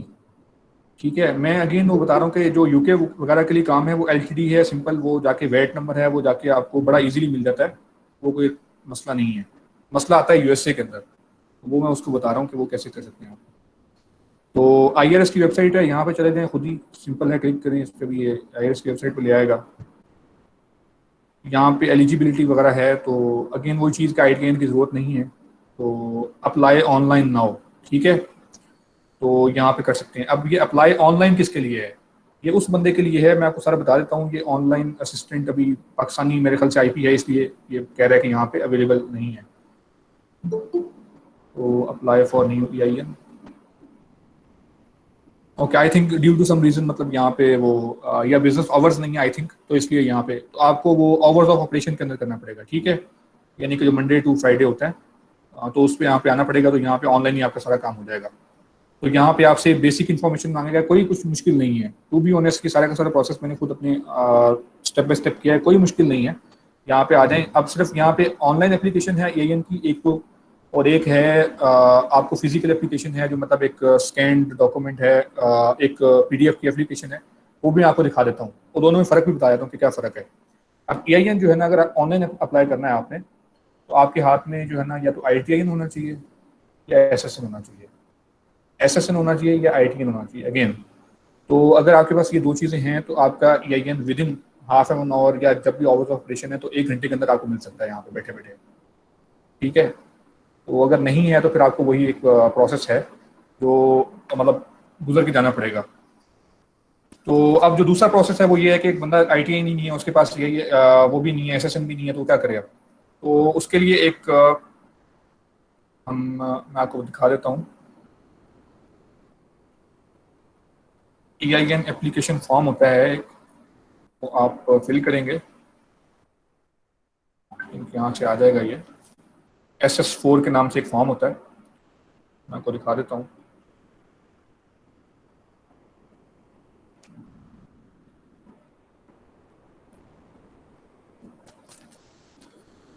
तो बेसिकली ये एक तो होगी ऑनलाइन एप्लीकेशन, वो है ना, आपको लिंक बता दिया आवर्स ऑफ ऑपरेशन के अंदर, वहाँ पे जाएं और जाके वहाँ फिल कर लें, अगर आपके पास वो सारा कुछ है, ITN है, SSN है, दोनों में से कोई चीज़ वहाँ पे चाहिए होती है। अगर नहीं है तो आपको फिर ये वाला फॉर्म फिल करना पड़ेगा। ये फॉर्म है, सिंपल चीज़ें हैं, लीगल कंपनी का नेम है, ट्रेड नेम है, मेलिंग एड्रेस है, जो आपने फिजिकल एड्रेस है, वर्चुअल एड्रेस है, जो भी है वो लिखेंगे यहाँ पे, सिटी का है, कंट्री का है, और ये सारा SSN। अब यहाँ पे ये चीज़ है, यहाँ पे मांग रहा है आपसे SSN, ITN या EIN, तो आप यहाँ पे ये लिख देंगे NA। ठीक है, और ये एक्सेप्ट हो जाएगा। बस एक यही एक मुश्किल चीज़ होगी जो आपको शायद समझ ना आए, तो बाकी इसमें कोई ऐसा मसला नहीं है, इसको पढ़ते जाएं और फिल करते जाएं। ठीक है, और इसका प्रिंट निकाल लें, इसको हाथ से फिल कर लें, और यहाँ पे सिग्नेचर कर दें, अपनी डेट लगा दें, और फैक्स नंबर जो भी है यहाँ पे, ये सारा कुछ भी नहीं है, मतलब इसमें कि ऐसा कोई मसला नहीं है कि यहाँ पे कोई फिल करना है इसको मसला हो जाएगा। अपनी रीज़न बता दें कि कंपनी क्यों फॉर्म कर रहे हैं, और यहाँ पे सिग्नेचर कर लें, इसको प्रिंट कर लें, और ये वाला फॉर्म जो है ना आप फैक्स कर सकते हैं, या आप किसी बंदे को कह दें जो USA में बैठा हुआ है, ऐसे कि भाई प्रिंट निकाल के एड्रेस मैं आपको दे रहा हूँ, यहाँ पे भेज दो। ठीक है, और आपने 1 महीने तक चुप करके बैठ जाना है, कुछ भी नहीं करना, और 1 महीने के बाद आपने IRS को कॉल करना स्टार्ट करनी है। ये सारा काम खुद करना चाह रहे हैं अगर आप, तो मैं उसके लिए बता रहा हूँ। अगर आपने कहना कि यार मेरे पास टाइम ही नहीं है, फिर आप ठीक है अकाउंटेंट से करवाएं, आपसे पैसे चार्ज करेगा, तो अगर पास टाइम है तो आप खुद कर सकते हैं। तो 1 महीने के बाद जाके उनको कॉल करेंगे आप IRS को कि भाई मैंने EIN भेजा हुआ है, तो आपने कोई वेरीफाई नहीं किया, कोई मसला वसला है तो बताओ मुझे, नहीं तो मेरा EIN दो। वो आपकी कॉल आधे घंटे के बाद जाके उठाएंगे। ये सारा कुछ मैं आपको अपने एक्सपीरियंस बता रहा हूँ, तो मसला नहीं है, आधे घंटे के बाद उठाएंगे तो सही ना एटलीस्ट। तो वो कहेंगे कि आपकी एप्लीकेशन आई नहीं है, वो तंग करेंगे आपको। तो एग्जैक्टली जो है ना 2 मंथ्स के बाद, अगर फर्स्ट मंथ में आप नहीं करवा सकते, 4 वीक्स तो IRS आपसे मांगता है फॉर इस तरह के फिजिकल डॉक्यूमेंट के ऊपर EIN बना के देने में। अगर आप फिर भी कहते हो कि नहीं कोई मसला नहीं, मैं खुद कॉल वॉल करता रहूँगा, तो फिर एग्जैक्टली 2 मंथ्स के बाद आपको आपका EIN आपके हाथ में मिल जाता है। आप कॉल करते हो तो आपको नंबर दे देते हैं और आपका जो EIN का जो डॉक्यूमेंट होता है वो मैं आपको दिखा देता हूँ। यहाँ पे आई थिंक मैंने पिक्चर निकाली हुई थी उसकी। ये एक EIN होता है जिसे हम कन्फर्मेशन लेटर भी कहते हैं। तो ये आपको स्टेट की तरफ से आपके एड्रेस के ऊपर फिजिकल फॉर्म में रिसीव हो जाता है।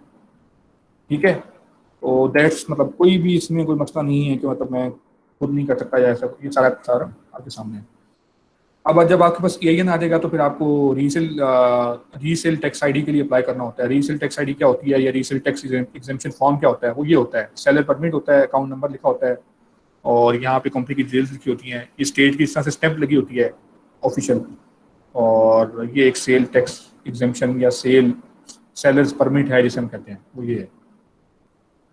तो अब इसके लिए भी बड़ा सिंपल सा प्रोसेस है। अगर वाइमिंग के अंदर बैठे हुए हैं तो वाइमिंग की अपनी वेबसाइट है स्ट्रीमलाइन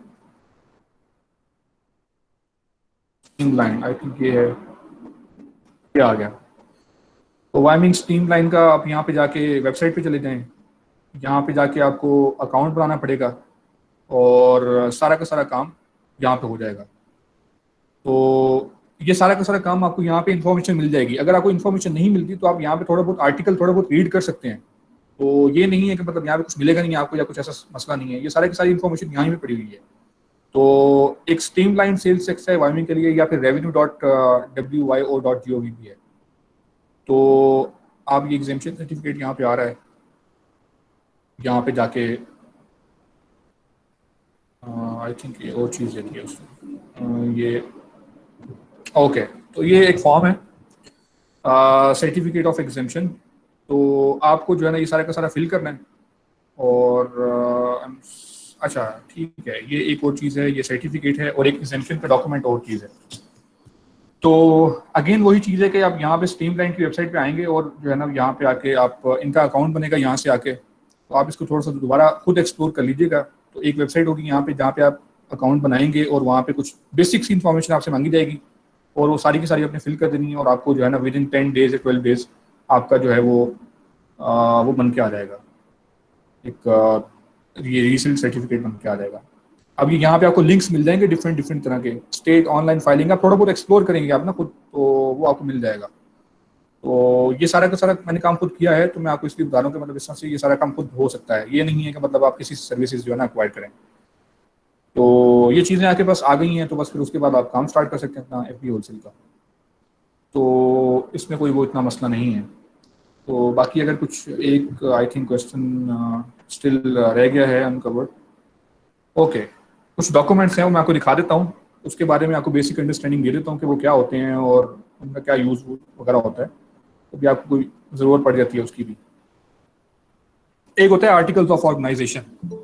आर्टिकल्स ऑफ ऑर्गेनाइजेशन क्या होता है कि ये एक ऐसा डॉक्यूमेंट होता है जो आप खुद बना के स्टेट के साथ शेयर करते हैं और वो स्टेट के साथ शेयर होता है।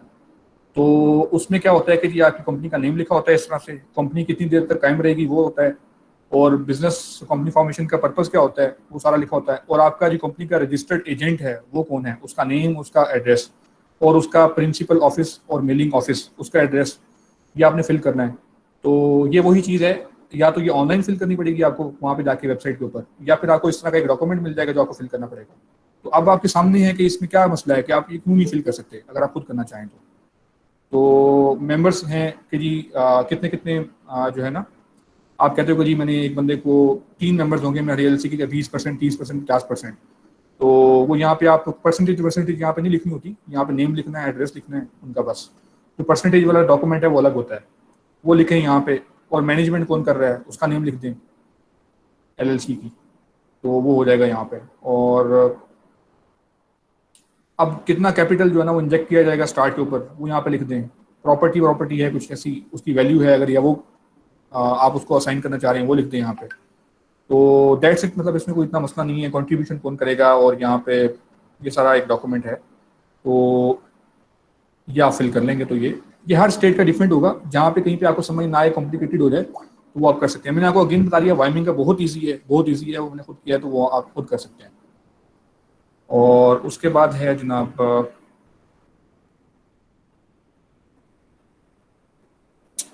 उसके बाद है ऑपरेटिंग एग्रीमेंट, जहाँ पे आके परसेंटेज की बात की जाती है। तो ये ऑपरेटिंग एग्रीमेंट का एक टेम्पलेट मैंने निकाला है, तो ये आप खुद फिल कर सकते हैं अगर आप खुद करना चाहें। तो नेम वगैरह है, डेट है, जहाँ जहाँ आपको ये देखें मेंबर्स का फुल नेम ये देखें, तो ये कुछ भी इसमें मसला नहीं है। तो डेट लगा दीजिए कब से इफेक्टिव है। ये थोड़ा सा आपको नॉलेज होगा ना इन चीज़ों का, ये थोड़ी बहुत जो लिखा हुआ है तो टर्म्स का, तो आप ये खुद फिल कर लेंगे। तो अगर फिल नहीं कर सकते तो फिर अगेन किसी से मतलब किसी को $50 पे कर दें तो वो कर देगा आपके लिए फिल। तो ये रजिस्टर्ड एजेंट कौन सा है आपका, ये सारा का सारा फिल कर दें। बाकी सारा का सारा कुछ भी नहीं है, खाली है, ये खुद फिल किया हुआ है। और ये बेसिकली आपने अपनी पर्सनल रखना होता है इसको संभाल के, और ये स्टेट के साथ आपको शेयर करना पड़ता है at the end of the, जो स्टार्ट में करना पड़ता है जब आपके पास IRS के साथ आप टैक्स फाइलिंग करते हैं, या at the end of the year आपको इसकी जरूरत पड़ती है कि हाँ मतलब अगर कोई चेंजेस किए हैं आपने कंपनी के अंदर, तो फिर वो आपके डॉक्यूमेंट्स के ऊपर चेंजेस होती हैं। मेंबर्स हैं, उनके नेम है, सिग्नेचर है यहाँ पे, वो हो जाएंगे। ये ऑनलाइन भी फिल हो जाएगा सारा का सारा। और यहाँ पे फिर ऑथोराइज मेंबर्स हैं, उनकी डिटेल आ जाएगी। और ये देखिए यहाँ पे वो चीज़ आ गई कि कंट्रीब्यूशन कितनी है, एक बंदे का मेंबर है, मेंबर का नेम, उसने कितने पैसे लगाए, $1000 लगाए जैसे, और ऑनरशिप कितनी होगी उसकी, 10% होगी, तो वो लिख सकते हैं आप। तो ये आपका पर्सनल जो है ना वो एक एग्रीमेंट होता है आपस में रखने के लिए। ठीक है, ये ऑपरेटिंग एग्रीमेंट हो गया। आर्टिकल्स ऑफ ऑर्गेनाइजेशन होता है कंपनी फॉर्मेशन के लिए, ऑपरेटिंग एग्रीमेंट होता है आपकी अपनी चीज़ को संभालने के लिए। और EIN डॉक्यूमेंट मैं आपको बता दिया, SS4 फॉर्म फिल करके आप EIN के लिए अप्लाई कर सकते हैं। फैक्स नंबर लेने, फैक्स अगर आपका वहाँ कोई बंदा भी नहीं है, आप कहते हो कोई एक बंदा भी नहीं है जो वहाँ पे प्रिंट करके भेज सके, तो फैक्स का नंबर लेने, फैक्स की इनका नंबर दिया होता है IRS का फैक्स नंबर, तो फैक्स कर दें उन्हें। तो फैक्स कर देंगे मोबाइल से ही, अपने एंड्रॉयड एप्लीकेशन है, फैक्स कर दें उन्हें। ठीक है, ये हो गया। और अब हम एक मेजर सा डिफरेंस है कि जी टैक्स सेलर्स परमिट क्या होता है, और सेक्स जो है ना वो टैक्स जो है ना वो एक्सेम्पशन सर्टिफिकेट क्या होता है, तो हम वो भी देख लेते हैं। तो सेलर्स परमिट बेसिकली वो होता है जो स्टेट की तरफ इशू होता है, और स्टेट की उस पर स्टैंप लगी होती है, इस तरह से ये आप देख रहे हैं, इस तरह का एक डॉक्यूमेंट होता है। तो इसको आप चेंजेस वेंजेस नहीं कर सकते। जब आपसे ब्रांड का भी मांगता है sellers permit issued from the state, तो आप उसको ये देते हो। जब आपसे वो मांगता है कि जी मुझे सर्टिफिकेट दो, तो फिर ये इस तरह का एक सर्टिफिकेट होता है, डॉक्यूमेंट होता है, जो आप हर स्टेट का डिफरेंट होता है। ये मैंने वायमिंग का निकाला है, बड़ा सिंपल है, मैं आपको यहाँ पे बता देता हूँ। ये फिल करना है आपने, यहाँ पे इशू टू सेलर लिखना है, नेम, जिस बंदे से, जिस कंपनी से, जिस ब्रांड से आप परचेज कर रहे हो उसका नेम यहाँ पे लिखोगे, डेट लिखोगे, स्टेट एड्रेस वगैरह लिखोगे उसका, और अपना वायमिंग का जो है ना यहाँ पे टैक्स एग्जेम्पशन नंबर लिखोगे जो आपको सेलर्स परमिट के ऊपर मिलेगा। और आप यहाँ पे लिखोगे कि जी मेरी बिजनेस एक्टिविटी कौन सी है, तो selling of the beauty toys जो भी आप बेच रहे हो वो लिखोगे। और उसके बाद परचेज ऑफ रीसेल है यहाँ पे ये लिखोगे आप, क्योंकि आप कोई वहाँ पे कोई फॉर्म तो बना नहीं रहे, कोई लाइव स्टॉक का काम नहीं कर रहे, कोई ऐसा काम तो कर नहीं रहे, कोई प्रॉपर्टी नहीं बेच रहे, आप तो फिजिकल प्रोडक्ट्स बेचोगे, तो यहाँ पे टिक लगा दोगे, इससे बाकी खाली छोड़ दोगे। ये पढ़ लोगे तो आपको समझ आ जाएगी, सारा खाली छोड़ देंगे, कुछ भी नहीं फिल करना यहाँ पे। तो ये पढ़ने के बाद आपको पता चल जाएगा। फिर आप ये नेम ऑफ परचेजर है यहाँ पे लिख देंगे। नेम ऑफ परचेजर कौन है, वो आप हो। सेलर कौन था, जिससे आप परचेज कर रहे थे, और परचेजर कौन है, वो आप हो। तो आप अपना नेम लिखोगे कंपनी का, यहाँ पे सिग्नेचर करोगे, टाइटल वाइटल लिखोगे, एड्रेस लिखोगे, और दैट्स इट, ये कंप्लीट हो गया, कुछ भी नहीं है इसमें। तो आई थिंक मैंने काफ़ी चीज़ें मतलब अपने नॉलेज के अकॉर्डिंग जो है ना एक्सप्लेन करने की कोशिश की। आई थिंक आपको एक रास्ता मिल गया होगा कि कंपनी फॉर्मेशन खुद कैसे कर सकते हैं, एक आपको रफ कॉस्ट का एस्टिमेट मिल गया होगा। एक और चीज़ मैं आपको बता दूं, एक और चीज़ है यहाँ पे जो मैंने बताना भूल गया, वो मैं जल्दी से कवर कर लूँ कि टैक्स फॉर्मेशन में एवरी ईयर क्या करना होता है आपको। एक साल आपने सेल की, काफ़ी लोग मेरे ख्याल से पता नहीं ज्वाइन कर रहे हैं या लीव कर रहे हैं, तो आपने जो है ना वो कंपनी के ऊपर पूरा का पूरा एक साल जो है ना वो बिजनेस किया, तो अब at the end of the year आपको क्या कुछ करना पड़ेगा, टैक्स रिटर्न्स भी क्या करना। तो LLC है अगर, तो आपको एनुअल रिपोर्ट फाइलिंग करनी पड़ेगी। ये चीज़ें नोट करने वाले, एनुअल रिपोर्ट फाइलिंग मैं यहाँ पे आपको दिखा देता हूँ। एनुअल रिपोर्ट फाइलिंग भी जो है ना यहाँ पे जाके, ये वेबसाइट पे जाके हो जाती है। ये सारा कुछ खुद हो जाता है, मतलब मैं वो चीज़ है जो मैंने एक्सप्लोर की है। कभी किसी बंदे को थोड़ा बहुत होगा अगर ये काम करने का, तो मैं उसको स्टेप बाय स्टेप भी गाइड कर सकता हूँ चीज़ों के बारे में। वो एक सेशन हम कर लेंगे तो उसको रिकॉर्ड कर लेंगे तो थोड़ा सा आइडिया हो जाएगा, वरना सारी की सारी इन्फॉर्मेशन यहाँ पे पड़ी होती है। तो एक एनुअल रिपोर्ट फाइलिंग होती है, उसमें आपने अपने एसेट्स को डिक्लेयर करना होता है सारे के सारे, तो at the end of the year. जो उस स्टेट के अंदर हैं। तो मेरे जैसे बंदा है वो वाइमिंग के अंदर रहता ही नहीं है, तो वहाँ कोई ना ऑफिस बनाएगा, कुछ भी नहीं करेगा, तो वो एम्प्टी फाइल होता है। मैं आपको वो चीज़ें बता रहा हूँ जो मतलब नॉलेज है।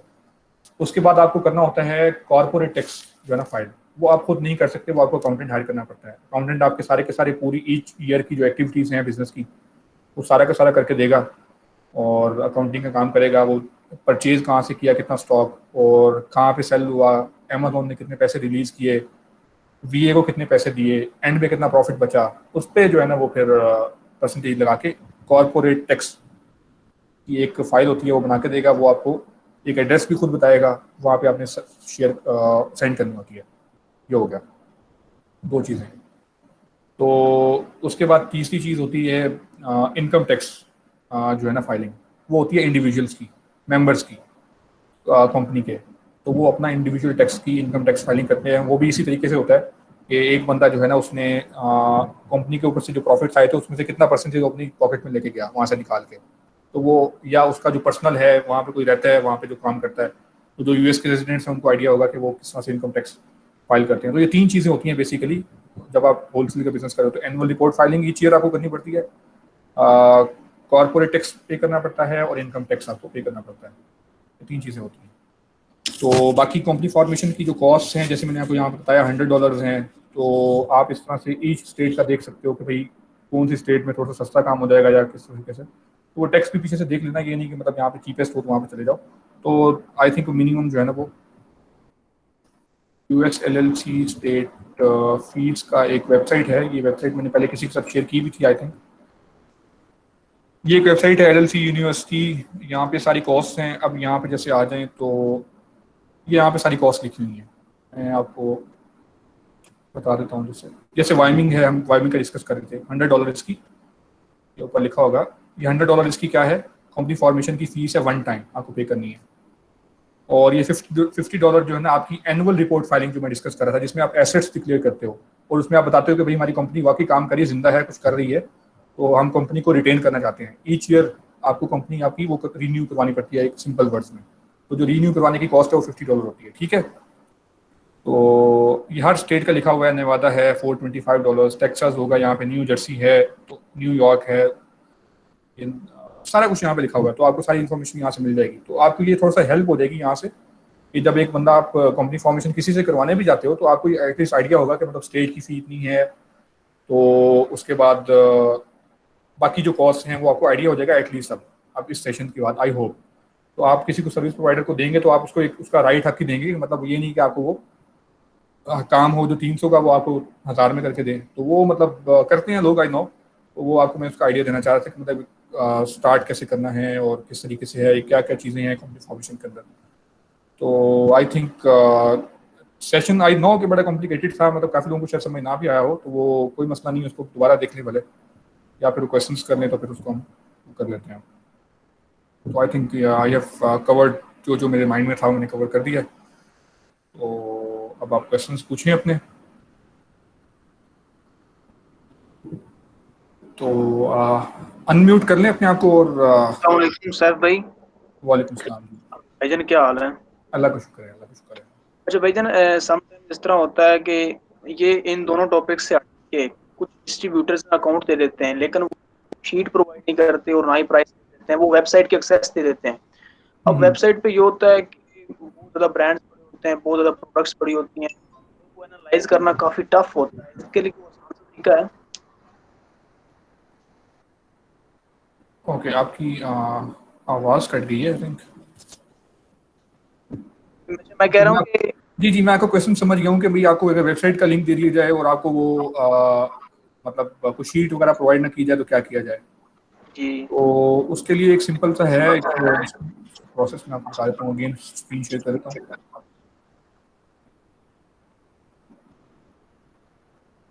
आप चले जाएं कीपा के अंदर, सही। ठीक है। यहाँ पे डाटा में आ जाएंगे,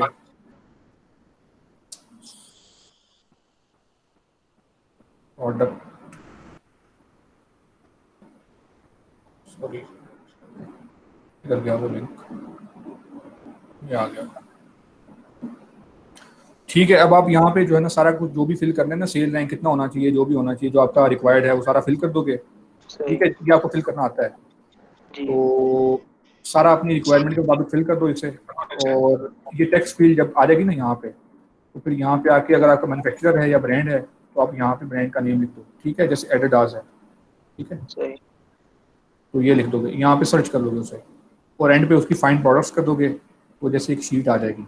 ठीक है, तो सही। क्या होगा कि वो जो ब्रांड की जो है ना 100-150 प्रोडक्ट्स, उसमें से फिल्टर होके ना सारी की सारी प्रोडक्ट 10 बच जाएंगे एट द एंड। अब आप क्या करोगे, आप आपको वो 10 की 10 प्रोडक्ट फिर वन बाय वन चेक करनी पड़ेगी। आप जैसे ये प्रोडक्ट है, इसको क्लिक करके ओपन कर लोगे नए टैब में। और ठीक है, तो क्या होगा कि आपने क्या करना है, एक तो ये प्रोसेस हो गया, मैं दूसरा स्टेप भी आपको बता देता हूँ। जब बड़ा ब्रांड हो तो फिर आपने क्या करना है, इस आइटम को के टाइटल को जो है ना अपनी शीट में या कहीं वेबसाइट पे मैच कराने की कोशिश करनी है। ठीक है, सही। तो आपको वो आइटम का टाइटल कहीं से मैच हो जाएगा, या शीट में से कहीं मैच हो जाएगा, या टाइटल की कहीं वेबसाइट से मैच हो जाएगा। एक तो ये, अगर वहां से मैच नहीं होता तो आपका ये आइटम का मॉडल नंबर ये लाजमी कहीं ना कहीं से मैच हो जाएगा। ये सर्च कर लोगे आप, तो वेबसाइट के साथ मैच होकर आपको पता चल जाएगा। तो उससे क्या होगा कि आप जो गंदी मुंदी प्रोडक्ट्स हैं जहाँ पे कोई बुरा BSR है, वो वैसी साइड पे करके आप टारगेट ही वो प्रोडक्ट कर लोगे जो अच्छी वाली हैं। और अच्छी वाली प्रोडक्ट्स टू बी ऑनेस्ट आपको जो है ना वो हमेशा 10, 15, 20 मिलती हैं, 30 मिलती हैं मैक्सिमम, आपको कोई थाउजेंड्स में नहीं मिलती वो। तो वो आपके लिए मैनुअल करना ईजी होता है। मैनुअल आपको वैसे भी करना तो आप करोगे, या आप फिर ये है कि जैसे यहाँ पे आ जाओ, सर्च कर लो एडिडास।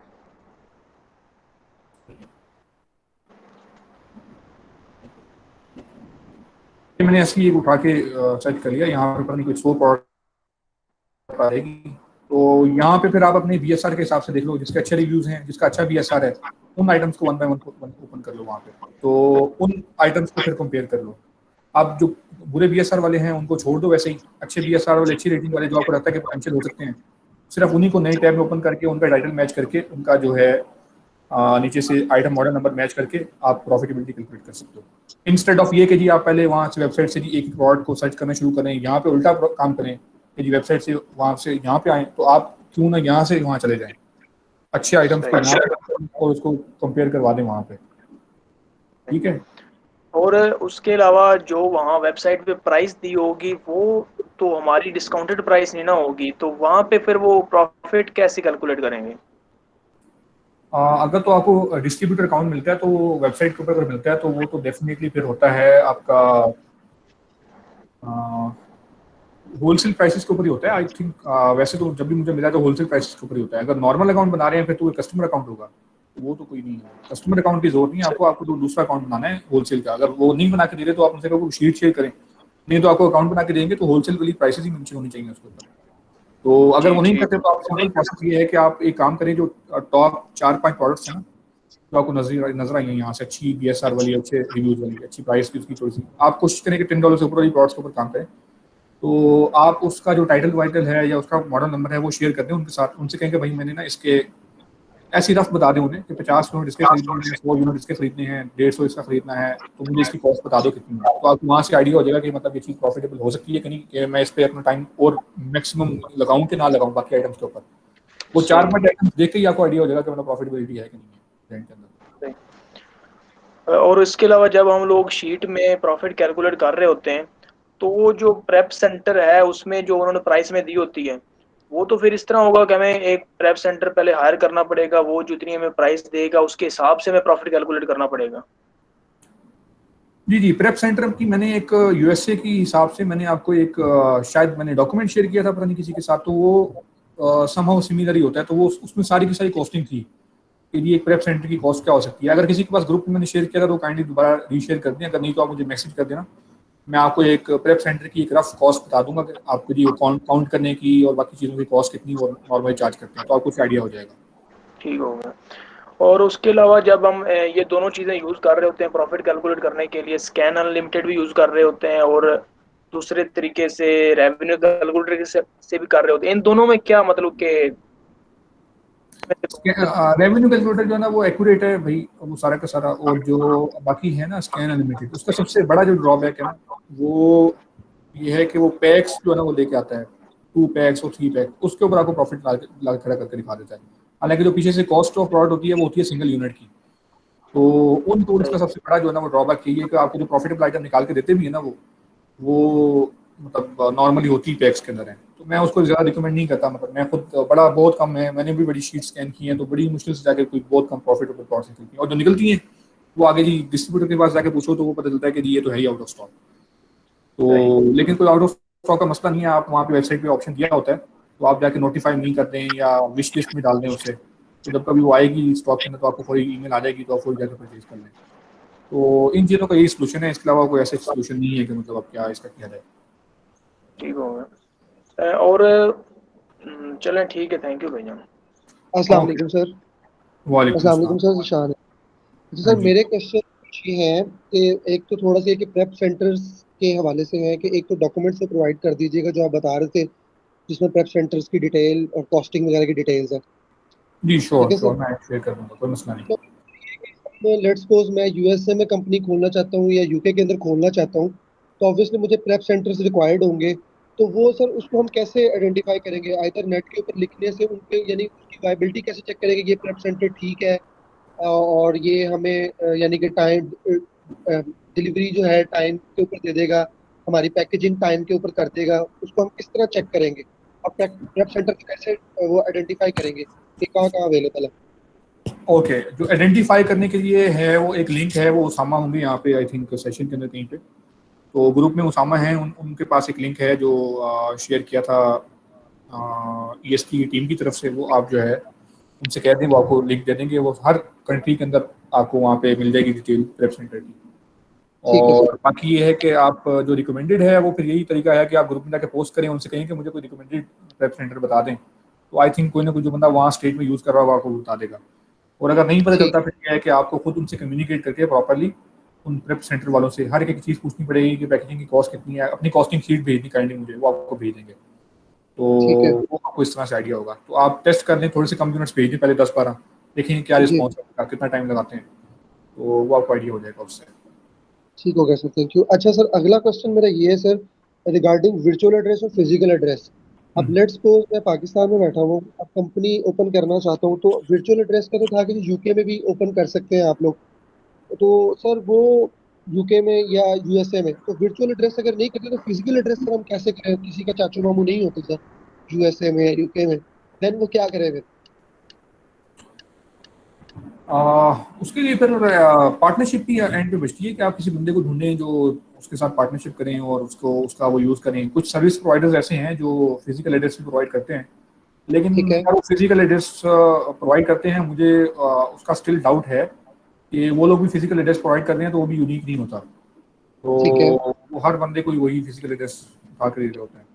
तो सर उसके लिए कोई स्पेशल जिस तरह लिंक्स हो या कोई वेबसाइट हो या कोई इस तरह कोई वे नहीं है? नहीं, वो ग्रुप में पोस्ट करें आप तो वो आपको लाजमी कोई ना कोई हेल्प कर देगा उसमें कि जी फिजिकल एड्रेस कहीं से मिल जाएगा आपको। तो ठीक या है। वो आपको एट दी एंड उसमें सबसे बड़ा मसला यही है कि आपको वो बंदे के साथ ना फिर मिल जाएगा, वो उसको कंपनी के अंदर ऐड करना पड़ेगा, पार्टनरशिप वाला सीन करना पड़ेगा। तो वो एक फिर ठीक मसला है। है। मतलब बीइंग अ पाकिस्तानी आपके पास यही ऑप्शन बचता है कि यार आप ना उस बंदे के साथ थोड़ी सी डील कर लो प्रॉपरली और उसके साथ थोड़ी अंडरस्टैंडिंग बना के उसी बंदे के साथ फिर कर लो काम। तो वरना फिर ये है कि कॉम्प्लिकेशंस हैं स्टिल। ठीक है। अच्छा सर, अगला क्वेश्चन ये रजिस्टर्ड एजेंट के हवाले से, अभी आप वो कुछ बता रहे थे रिगार्डिंग ऑपरेटिंग एग्रीमेंट हो गया या आर्टिकल ऑफ ऑर्गेनाइजेशन हो गया, उसके अंदर रजिस्टर्ड एजेंट के हवाले से बात हुई थी, वो क्या सर? रजिस्टर्ड एजेंट क्या चीज़ है सर? वो रजिस्टर्ड किस एजेंट हवाले से? बेसिकली ये होता है कि ऐसा बंदा जो आपके बिहाफ पे कंपनी के साथ स्टेट के साथ कम्युनिकेट करेगा। और वो मिडल मैन जैसे होता है ना, एक बंदा आप जी। बिजनेसमैन हो और एक बंदा है अकाउंटेंट टाइप का, जो स्टेट के जी। साथ सारे डॉक्यूमेंट्स वही स्टेट डॉक्यूमेंट उसके एड्रेस पे भेजेगी, वो रिसीव करेगा, कोई रिप्लाई करना है वो करेगा और आगे आपको फॉरवर्ड कर देगा। वो बेसिकली रजिस्टर्ड एजेंट उसे कहते हैं। तो रजिस्टर्ड एजेंट कोई थर्ड पार्टी बंदा भी हो सकता है, यहाँ से आपने कोई सर्विसेज दी हैं वो भी हो सकता है, नहीं तो आप खुद भी हो सकते हो, कोई मसला नहीं है उसमें। ठीक है। और सर लास्ट क्वेश्चन ये है कि अकाउंटेंट सर, सेम वही कि हम लोगों ने अकाउंटेंट हायर करना है अमेरिका में या यूके में, सो उसके लिए आप लोग को रिकमेंड कर रहे हैं अकाउंटेंट के लिए? ये स्पेशल अकाउंटेंट है जो हमारे एक यहाँ? एक अकाउंटेंट है यूएसए के लिए जो जिससे मैं अपना काम करवा रहा था, तो वो प्रीटी मच मुझे अच्छा लगे। वो इंडियन है, तो जी। मैं ये है कि रिकमेंड कर दूंगा आपको, अगर आप मेरे से पूछेंगे तो मैं आपको रिकमेंड कर दूंगा। अगर कंपनी फॉर्मेशन का काम है तो आप मुझे बता सकते हैं, मैं उसमें आपकी हेल्प कर सकूँ। तो बाकी जो ठीक है टैक्स वगैरह का मसले हैं वो फिर आपको अकाउंटेंट जो है ना वो आगे रेफर कर दूंगा। सर। मैंने एक्चुअली अकाउंट मैं एफबी होलसेल को सीख रहा हूँ। मैं इंटरेस्टेड हूँ यूके में यूएसए में अकाउंट ओपन करने के लिए बिजनेस के हवाले से sir. But hmm. Issue is dot के ये जो मैं डिटेल्स देख रहा हूँ इसके अंदर काफ़ी सारी जो सी है ना सर क्वेरीज हैं, और कुछ चीज़ों में हम लोग लैग भी करते हैं। जैसे प्रेप सेंटर्स हो गए और वर्चुअल एड्रेस या फिजिकल एड्रेस का इशू आ गया हम लोगों को। क्योंकि मैंने इस चीज़ को फील किया कि जो वर्चुअल एड्रेस होता है वो पोस्टल एड्रेस के ऊपर नॉर्मली वो लोग कर लेते हैं, और फिर जब बिलिंग की रिक्वायरमेंट होती है या अमेजोन, जो मैंने सुना है अब तक कि अमेजोन अगर उसके ऊपर प्रॉपरली सर्च आउट करे तो वो पोस्टल एड्रेस निकलते हैं, तो वो उसको अकाउंट को सस्पेंड भी कर देता है। ये सर ट्रू है सर ये बात? बिल्कुल ये ट्रू है। तो वही बात आपसे कर रहा हूँ कि वर्चुअल एड्रेस नहीं यूज़ करना है अमेजोन के अकाउंट के अंदर, कभी भी मसला बन सकता है, आज नहीं तो कल। तो हमेशा फिजिकल यूनिक एड्रेस यूज़ करें जहाँ का आपके पास यूटिलिटी बिल हो, वहाँ का कोई बिल वगैरह हो आपके पास जो आप एज अ प्रूफ सबमिट कर सकें। तो मैंने अच्छा ये बात पहले सर। भी डिस्कस की थी, तो ये अगेन फिर आपको ठीक है। अच्छा सर, एक क्वेश्चन लास्ट ये है सर, मेरी ये कंपनी अकाउंट में मेरे पास फिजिकल एड्रेस है, मैं स्पेन में खुलवा लेता हूँ, ठीक है सर। कंपनी भी फॉर्मेशन हो जाती है, ईच एंड एवरीथिंग वहाँ हो जाती है, तो इज इट पॉसिबल कि मैं उसको यूएसए में सेल आउट कर सकता हूँ उस नो, कंपनी के बिहाफ पे? नहीं आप नहीं कर सकते। आपको यूएसए में काम करना है तो यूएसए की कंपनी चाहिए। अब ब्रांड मसला ये है कि आप कर सकते हो भाई, वो तो टैक्स के मसले हैं, ब्रांड आपके साथ काम नहीं करेगा। ब्रांड कहेगा कि भाई अच्छा। मुझे तो यहाँ का लोकल कंपनी चाहिए जो यहाँ की जिसका टैक्स आईडी हो, यहाँ पे टैक्स एग्जेम्पशन का फॉर्म हो, तो जी। वो आपके पास लोकल कंपनी फॉर्मेशन इज लाजमी, वो आपको होनी चाहिए। ठीक है sir, thank you so much, thank you. अस्सलाम वालेकुम। वालेकुम सलाम। अस्सलाम। भाई अगर एक एड्रेस पे, फिजिकल एड्रेस पे वहाँ पे यूएस में आपका पहले से अमेजोन का अकाउंट हो और कंपनी रजिस्टर्ड हो, तो उसी एड्रेस पे हम दूसरी कंपनी और दूसरा अकाउंट बना सकते हैं? यार बना सकते हैं, मतलब वही चीज़ है, मतलब लोगों ने सौ बनाए हुए हैं वर्चुअल एड्रेस के लिए, यही तो कर रहे हैं। तो मसला सिर्फ ये है कि जब आपके पास अमेजोन इन फ्यूचर कभी डॉक्यूमेंट मांगेगा तो वहाँ पे तो वो फिर यूनिक नहीं होगा, फिर मसला ये है। तो अगेन वही चीज़ है कि जब अमेजोन का अकाउंट बनाओ तो वो यूनिक एड्रेस के ऊपर बनाओ, ये नहीं है कि मतलब आप ऐसी एड्रेस उठा के डाल दो वहाँ पे। मतलब एक फैमिली के दो पर्सन अलग अलग यानी कि नहीं बना सकते? नहीं, आई विल नॉट रिकमेंड कि मतलब आप एक ही घर का एड्रेस दो अकाउंट्स पे यूज़ करें। इन फ्यूचर का भी मसला बन सकता है, वो आपका सेम एड्रेस पकड़ा गया कहीं से भी कैच हो गया तो फिर मसला बनेगा। सही सही, शुक्रिया। ओके, अस्सलाम वालेकुम सलाम। वालेकुम। जी सर, आपकी आवाज़ कट रही है।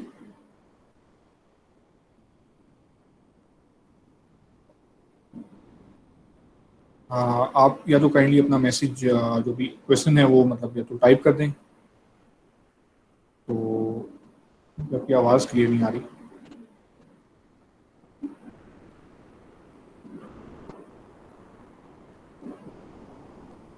ओके, अच्छा इसके अलावा किसी का क्वेश्चन हो तो वो पूछें। अस्सलाम वालेकुम सैफ भाई।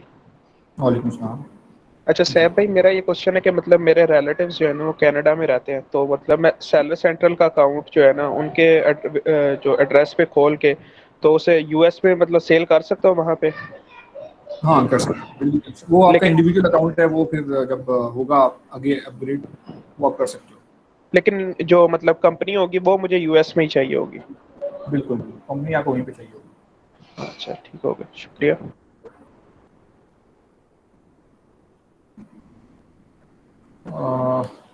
इसके अलावा कोई क्वेश्चन है तो पूछें।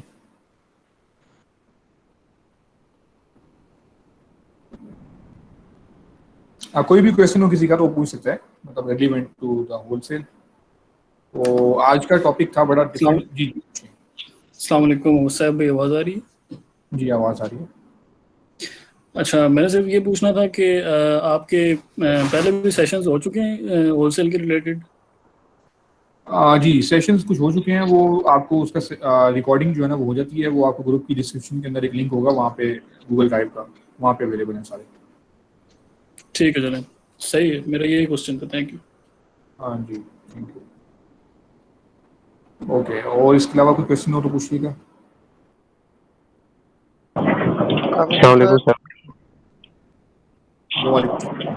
आप पूछें। जी सर, हुज़ैफा क्वेश्चन ले लें सर पहले।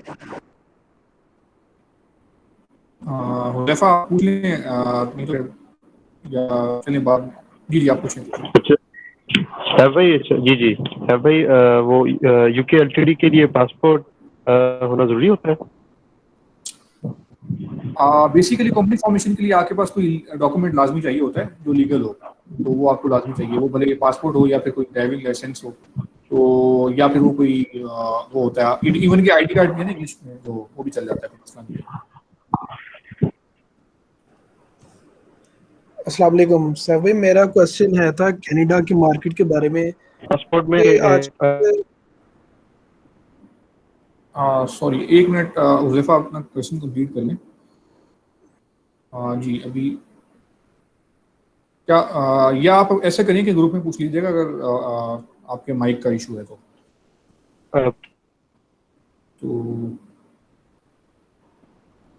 एक सेकंड मारूफ आप रखिएगा, मैं एक और क्वेश्चन है वो आप काइंडली, मैं आपको अनम्यूट कर अनम आप काइंडली अपना क्वेश्चन कर लें पहले। जी अस्सलाम वालेकुम। वालेकुम सलाम। मेरा क्वेश्चन ये है कि जैसे अगर यूएस में करना है और एलएलसी, अगर एलएलसी के बाद ईआईएन नंबर हो गया है और साथ साथ अगर हम सेल्स टैक्स सर्टिफिकेट और टैक्स एग्जम्पशन सर्टिफिकेट जो है वो अप्लाई कर देते हैं और साथ वेबसाइट, मुझे आपसे ये पूछना था कि ये जो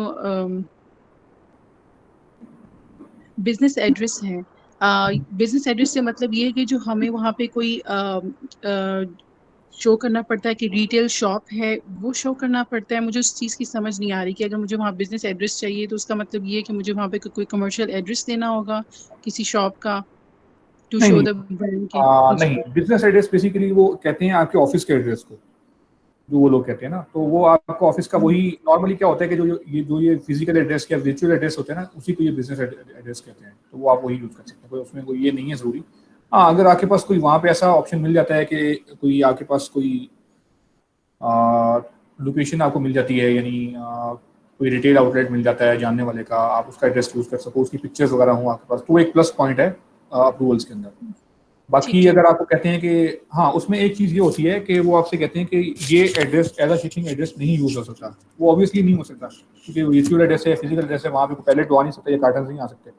तो उसमें सिंपल ये होता है कि फिर आपका शिपिंग एड्रेस आपको कोई एक वेयर हाउस ढूंढना पड़ता है या प्रेप सेंटर ढूंढना पड़ता है अपनी उसी स्टेट के अंदर। तो आप उसका एड्रेस जो है ना वो उनको बताते हो कि ये हमारा कमर्शियल एड्रेस है, तो जहाँ पे आप शिपिंग भी कर सकते हैं, तो वो एड्रेस आपको इजीली मिल जाते हैं, कोई जरूर इतना मसला नहीं है उसमें। अच्छा ठीक है।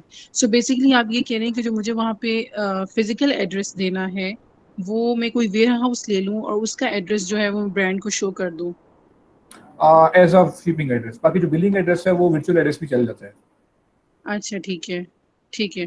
अच्छा देखिए, जो क्लाइंट हैं वो यूएस के रेजिडेंट हैं फॉर एग्जांपल, यानी यूएस के में हैं और वो स्टार्ट करना चाह रहे हैं, तो बेसिकली उनके पास कंपनी उनकी फॉर्म हुई भी है, उनका बस उनका ये नेक्स्ट स्टेप कि उन्होंने सर्टिफिकेट्स के लिए अप्लाई करना है और ईआईएन नंबर उनके पास ऑलरेडी है।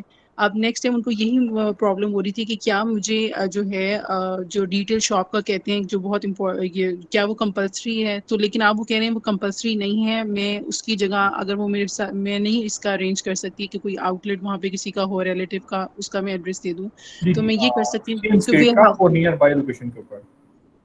सॉरी, रिटेल आउटलेट भी वो है जो सेम स्टेट का हो और सेम लोकेशन पे। ये नहीं है कि मतलब आपका वाइमिंग के अंदर कंपनी है तो आप कहीं ओहायो का उठा के दे दें, तो वो मसला बनेगा, फिर वो आपकी सेम स्टेट के अंदर होना चाहिए। अच्छा, जिस स्टेट की कंपनी है उसी स्टेट में होना चाहिए। बिल्कुल। ठीक है, तो मैं बेसिकली फिर यानी अब मैं उनको ये कह दूं कि आप वेयर हाउस कोई ले लें और वेयर हाउस का जो फिर वो एड्रेस है वो हम as a business address use करेंगे। बिल्कुल, वो आप as a not the business address, again वही बिजनेस एड्रेस बेसिकली क्या होता है कि एक एज अ ऑफिस का एड्रेस, जो वेयर हाउस का एड्रेस है वो होता है as a shipping commercial address. तो वो जरूरी नहीं है कि मतलब आपके पास अगेन मैंने वही आपको बताया कि बेसिकली ये चीजें जो है ना आपको अप्रूवल्स के अंदर हेल्प देती हैं, एक कमर्शियल एड्रेस या फिर एक रिटेल आउटलेट, एक शॉप, ये आपको अप्रूवल के अंदर आपकी जो सप्लायर है ब्रांड की नज़र में आपकी वैल्यू बढ़ जाती है, उसको लगता है कि हाँ मतलब इसकी फिजिकल लोकेशन है, ये एक बड़ा ब्रांड है। तो वरना ये है कि बिजनेस तो हो रहा है, मतलब हम लोग भी कर रहे हैं, एक वेबसाइट शो करवा के उन पर अप्रूवल ले लीजिए, आगे कम्युनिकेशन। तो अप्रूवल के चांसेस बहुत हाई हो जाते हैं जब आपके पास वहाँ पे रिटेल आउटलेट होता है, जिस ऐसा रिटेल आउटलेट जिसकी आपके पास प्रॉपर पिक्चर्स हों फ्रंट से इनसाइड से, और लोकेशन उसकी सही हो, स्टेट सेम के अंदर हो, नियर बाय लोकेशन पे हो। अच्छा और इवन ये कि ऐसा आउटलेट जहाँ पे सेल्स पर्सन उनका आके विजिट भी कर सके और वो हो, तो वहाँ पे आपके अप्रूवल के चांसेस बहुत हाई हो जाते हैं। जी, आई कंप्लीटली अंडरस्टैंड, लेकिन अगर रिटेल शॉप की ऑप्शन ही नहीं है तो सेकंड ऑप्शन आप कह रहे हैं कि वेयर हाउस का एड्रेस ले लें। हाँ, वेयर हाउस का as a commercial address use करने कोई मसला कमर्शियल नहीं। एड्रेस ये नहीं है कि मतलब उसके बगैर काम ही नहीं हो सकता। आगे फिर थोड़ा सा हर्डल ये आएगी कि वो लोग आपको रिजेक्ट करते रहेंगे कि ये आपके पास आउटलेट नहीं है, या आप उनकी जगह पे। फिर मैंने अगेन एक टिप है कि जब आपसे वो कहें तो आप उनसे कह दें कि मतलब हमारा आउटलेट तो नहीं है लेकिन हम इन फ्यूचर बनाना चाह रहे हैं, या आप उनको ये बता सकते हैं। और आप उनको बताएं कि हमारा एक वेयर हाउस है यहाँ पे जहाँ से हम सारा ऑपरेशन करते हैं। तो हम हमारा एक बड़ा बिजनेस है, करेंटली तो ऑनलाइन ही चल रहा है, लेकिन इन फ्यूचर ये है कि वो मूव हो जाएगा ऑन फिजिकल शॉप। अच्छा, फिजिकल शॉप में हो गया, ठीक है ठीक है। इसके अलावा मुझे आपसे चलिए अब मैं नेक्स्ट क्वेश्चन पूछती हूँ, अभी नेक्स्ट किसी को टर्न देते हैं। Thank you so much sir, thank you. Okay, no problem. Okay भाई आप कंपनी रजिस्ट्रेशन के लिए कौन सी स्टेट रिकमेंड करते हैं होलसेल के लिए? कंपनी रजिस्ट्रेशन के लिए मैंने आपको 6 स्टेट्स का बताया था, तो उसमें वायमिंग में कंपनी फॉर्मेशन इजी है, वो आप खुद भी कर सकते हैं। और उसके बाद ओहायो है, और डेलावेयर में लोग करते हैं, टेक्सास है। ये कुछ स्टेट्स हैं जहाँ पे आप कर सकते हैं। बेसिकली टैक्स की जो है ना वो है इशू, जिसकी वजह से हम बाकी स्टेट्स में नहीं जाते। तो ये स्टेट्स हैं, वायमिंग, डेलावेयर, ओहायो, टेक्सास, यहाँ पे कर लें आप। सही, शुक्रिया भाईजान, बहुत शुक्रिया। अस्सलाम वालेकुम सर भाई, मेरा क्वेश्चन कनाडा की मार्केट से रिलेटेड है। मैं पूछना चाहता हूँ कि कनाडा की मार्केट कैसी है। आई थिंक सो ये न्यूली एक्सप्लोर्ड मार्केट है और लेस सैचुरेटेड है एज कम्पेयर टू यूएस और यूके। और इसमें ऑलरेडी मैंने सुना है कि कनाडा में मोस्टली जो है यूएस के ब्रांड्स ही बैठे हुए हैं।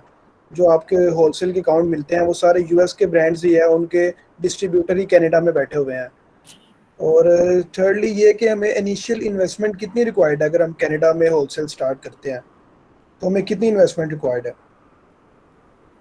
ओके, तो आपके जो फर्स्ट 2 क्वेश्चंस का आंसर वो आपने थर्ड क्वेश्चन में खुद ही दे दिया कि मतलब जो यूएसए के अंदर जो आपको सॉरी कनाडा के अंदर आपको जो ब्रांड्स मिलेंगे वो सारे के सारे 90% जो ब्रांड्स मुझे खुद मिले हैं पर्सनली, वो सारे के सारे यूएसए में बैठे हुए हैं। आपको अप्रूवल लेना पड़ता है उनकी यूएसए वाली कंपनी से, वो उनका हेड ऑफिस है वहाँ से।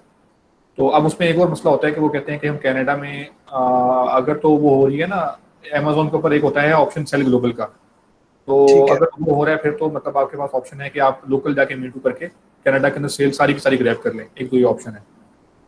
और वरना फिर ये है कि आपको वो ये कहते हैं कि हमारा ऑलरेडी यहाँ पे डिस्ट्रीब्यूटर है तो हम आपको अलाउ नहीं करेंगे। नॉर्मली ऐसा होता है बड़े ब्रांड्स के साथ, वो कहते हैं कि हमारा ऑलरेडी कनाडा के अंदर डिस्ट्रीब्यूटर है, ऑस्ट्रेलिया के अंदर है, तो वो हमने उसको राइट दिया हुआ है, हम आपको नहीं देंगे। तो वो आपको कम्युनिकेट करके करना पड़ता है।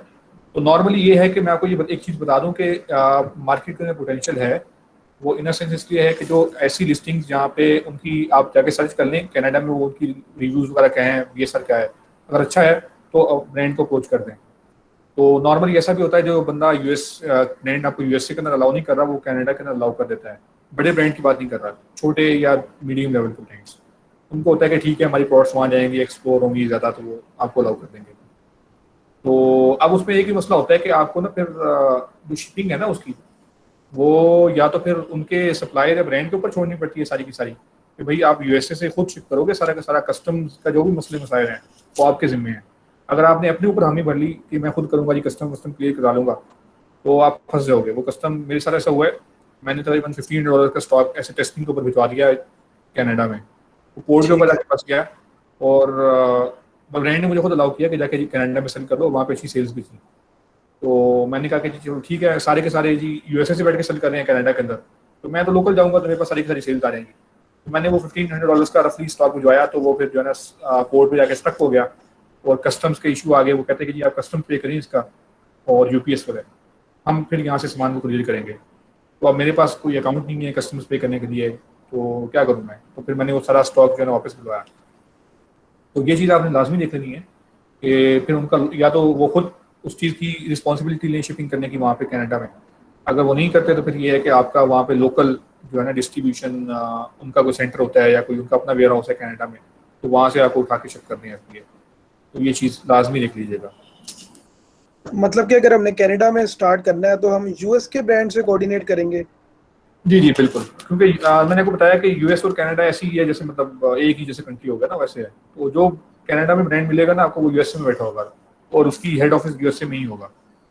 तो आपको अगर कनाडा के जो ब्रांड्स मिलेंगे सारे के सारे यूएसए से मिलेंगे, और ये बड़ा फ़ायदा है इसमें स्टिल। अगर आपको यूएसए के ब्रांड का अप्रूवल मिल रहा है या वो रिजेक्ट भी कर रहा है तो आप उससे जाके ये कह दो कि भाई हमें कनाडा में अलाउ कर दो जब, तो वहाँ पे आके पॉसिबिलिटी बढ़ जाती है।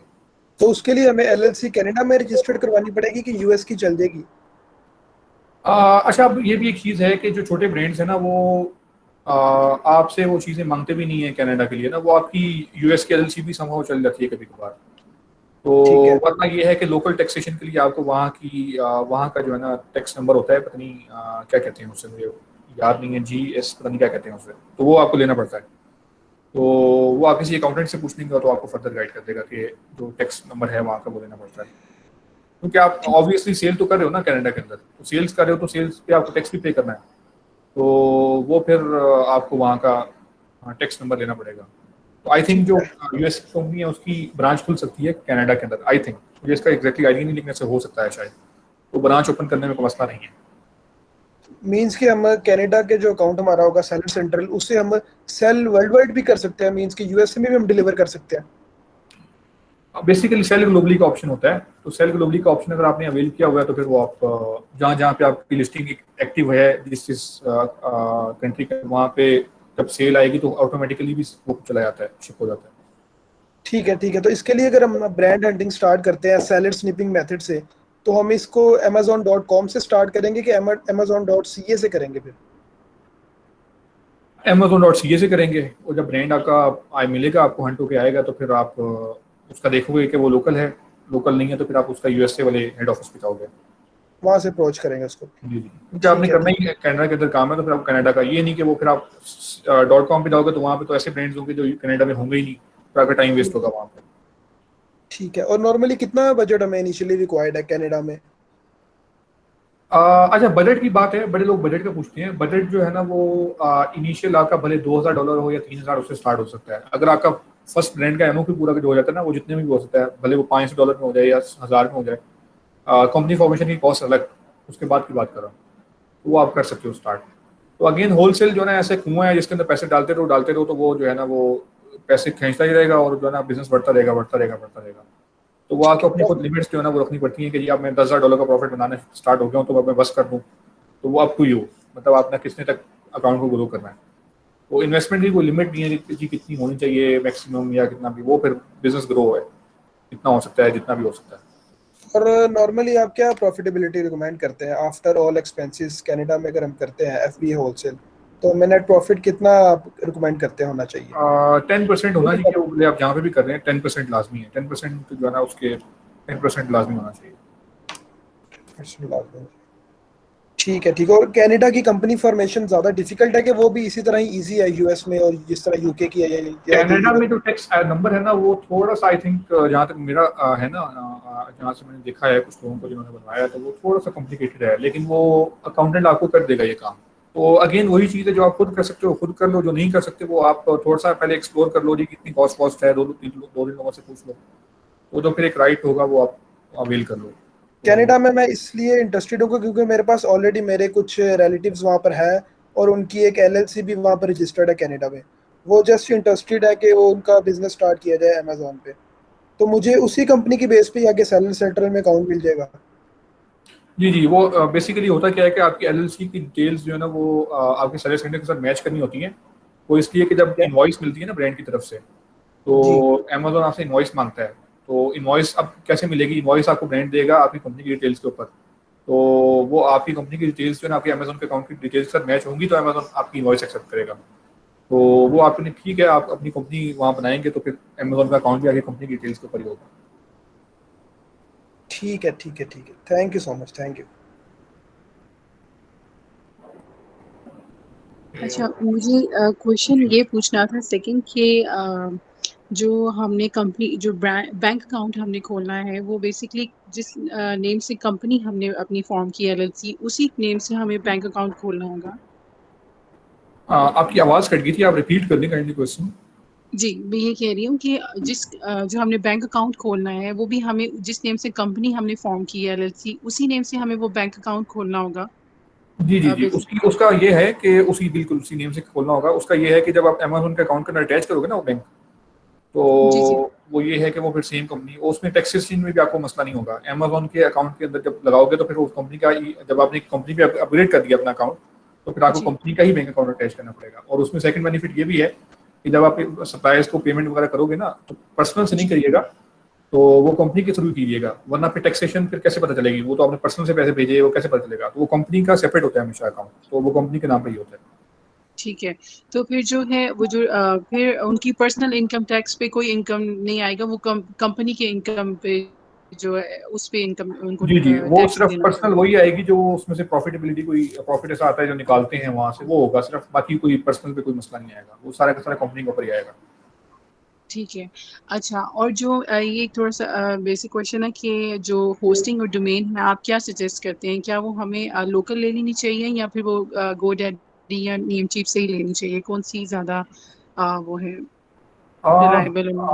मैं पर्सनली यूज कर रहा था होस्टर पीके के नाम से थी एक होस्टिंग, मुझे पता नहीं पहले से किसमें, वो सही चल रही थी मेरे पास। तो बाकी देख लें, अच्छा गोडैडी भी ठीक है, नेम चीप है, तो कोई मसला नहीं है इसमें, इतना कोई मसला नहीं है। वेबसाइट बस की है कि चलती रहे, कोई वहाँ पे ट्रांजेक्शन हम्म, वेक्शन होनी नहीं है, तो वो भले आप जी लोकल कर बिल्कुल। लें जिससे भी कर लें, तो कोई मसला नहीं है।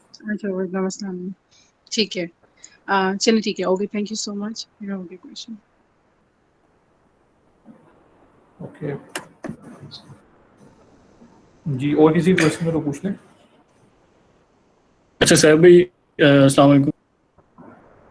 हेलो, जी जी, आपकी आवाज़, जी जी बोले। आवाज आवाज आ रही है? हाँ जी, आ रही है। अच्छा, मेरा क्वेश्चन ये है कि एक सेलर सेंटर या एक एलएलसी पे क्लाइंट की पीएल की लॉन्च हुई है, ठीक है?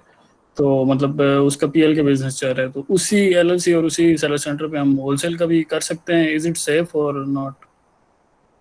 कर सकते हैं, लेकिन अगर तो पीएल, आई वुड से कि यार सेफ नहीं है। बिकॉज मतलब ऐसा हो जाता है कई दफ़ा अकाउंट जो है ना वो सस्पेंड होने का भी मसले हो सकते हैं, या कहीं भी आपका अकाउंट रिस्ट्रिक्ट हो गया, आपने कुछ ऐसी आइटम लगा दी जहाँ पे डॉक्यूमेंटेशन नहीं थी आपके पास, तो आपको बहुत एक्स्ट्रा केयरफुल होकर खेलना पड़ेगा उस अकाउंट के ऊपर, मतलब सेलिंग जी करनी जी। पड़ेगी।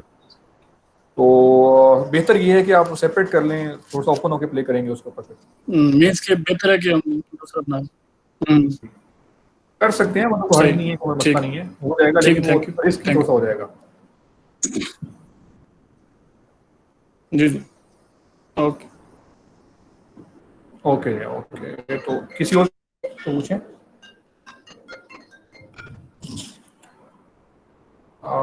ठीक है, फिर आई थिंक क्वेश्चंस जो है ना वो ऑलमोस्ट कवर हो गए हैं सब। तो सेशन की रिकॉर्डिंग मिल जाएगी, जिसका कोई क्वेश्चन रह गया हो या कुछ हो तो वो ग्रुप में पूछ सकते हैं, ठीक है? तो ठीक है, चले फिर नेक्स्ट वीक, नेक्स्ट सैटरडे पे हम फिर टॉपिक, आप मैं अगेन बता देता हूँ, टॉपिक आप काइंडली एक सजेस्ट कर दें। आज का टॉपिक आई नो कि मतलब बड़ा कुछ लोगों के लिए बेनिफिट रहा है, बाकी लोगों जो है ना वो ज्वाइन भी नहीं कर सके, इसीलिए कि उनको था कि यार मतलब ये हमारी काम की चीज़ नहीं है, क्योंकि मोस्टली सर्विस प्रोवाइडर्स बैठे हुए हैं ग्रुप में जिन्होंने ज्वाइन किया हुआ है। तो लेकिन ये उन लोगों के लिए बेनिफिट हो जाएगा जो लोग अपना बिजनेस स्टार्ट करना चाह रहे हैं, तो आई थिंक उनके लिए बेहतर रह जाएगा, क्योंकि काफ़ी लोग आते हैं तो वो उनके लिए बेनिफिशियल रह जाएगा। तो बाकी की चीज नेक्स्ट टॉपिक आप सजेस्ट कर देंगे, मतलब तो ग्रुप में देख लें, जो जो मेजोरिटी का डिसीजन होगा फिर हम उसको लेके चले जाएंगे। चलें ठीक है फिर, ओके, अल्लाह हाफिज़।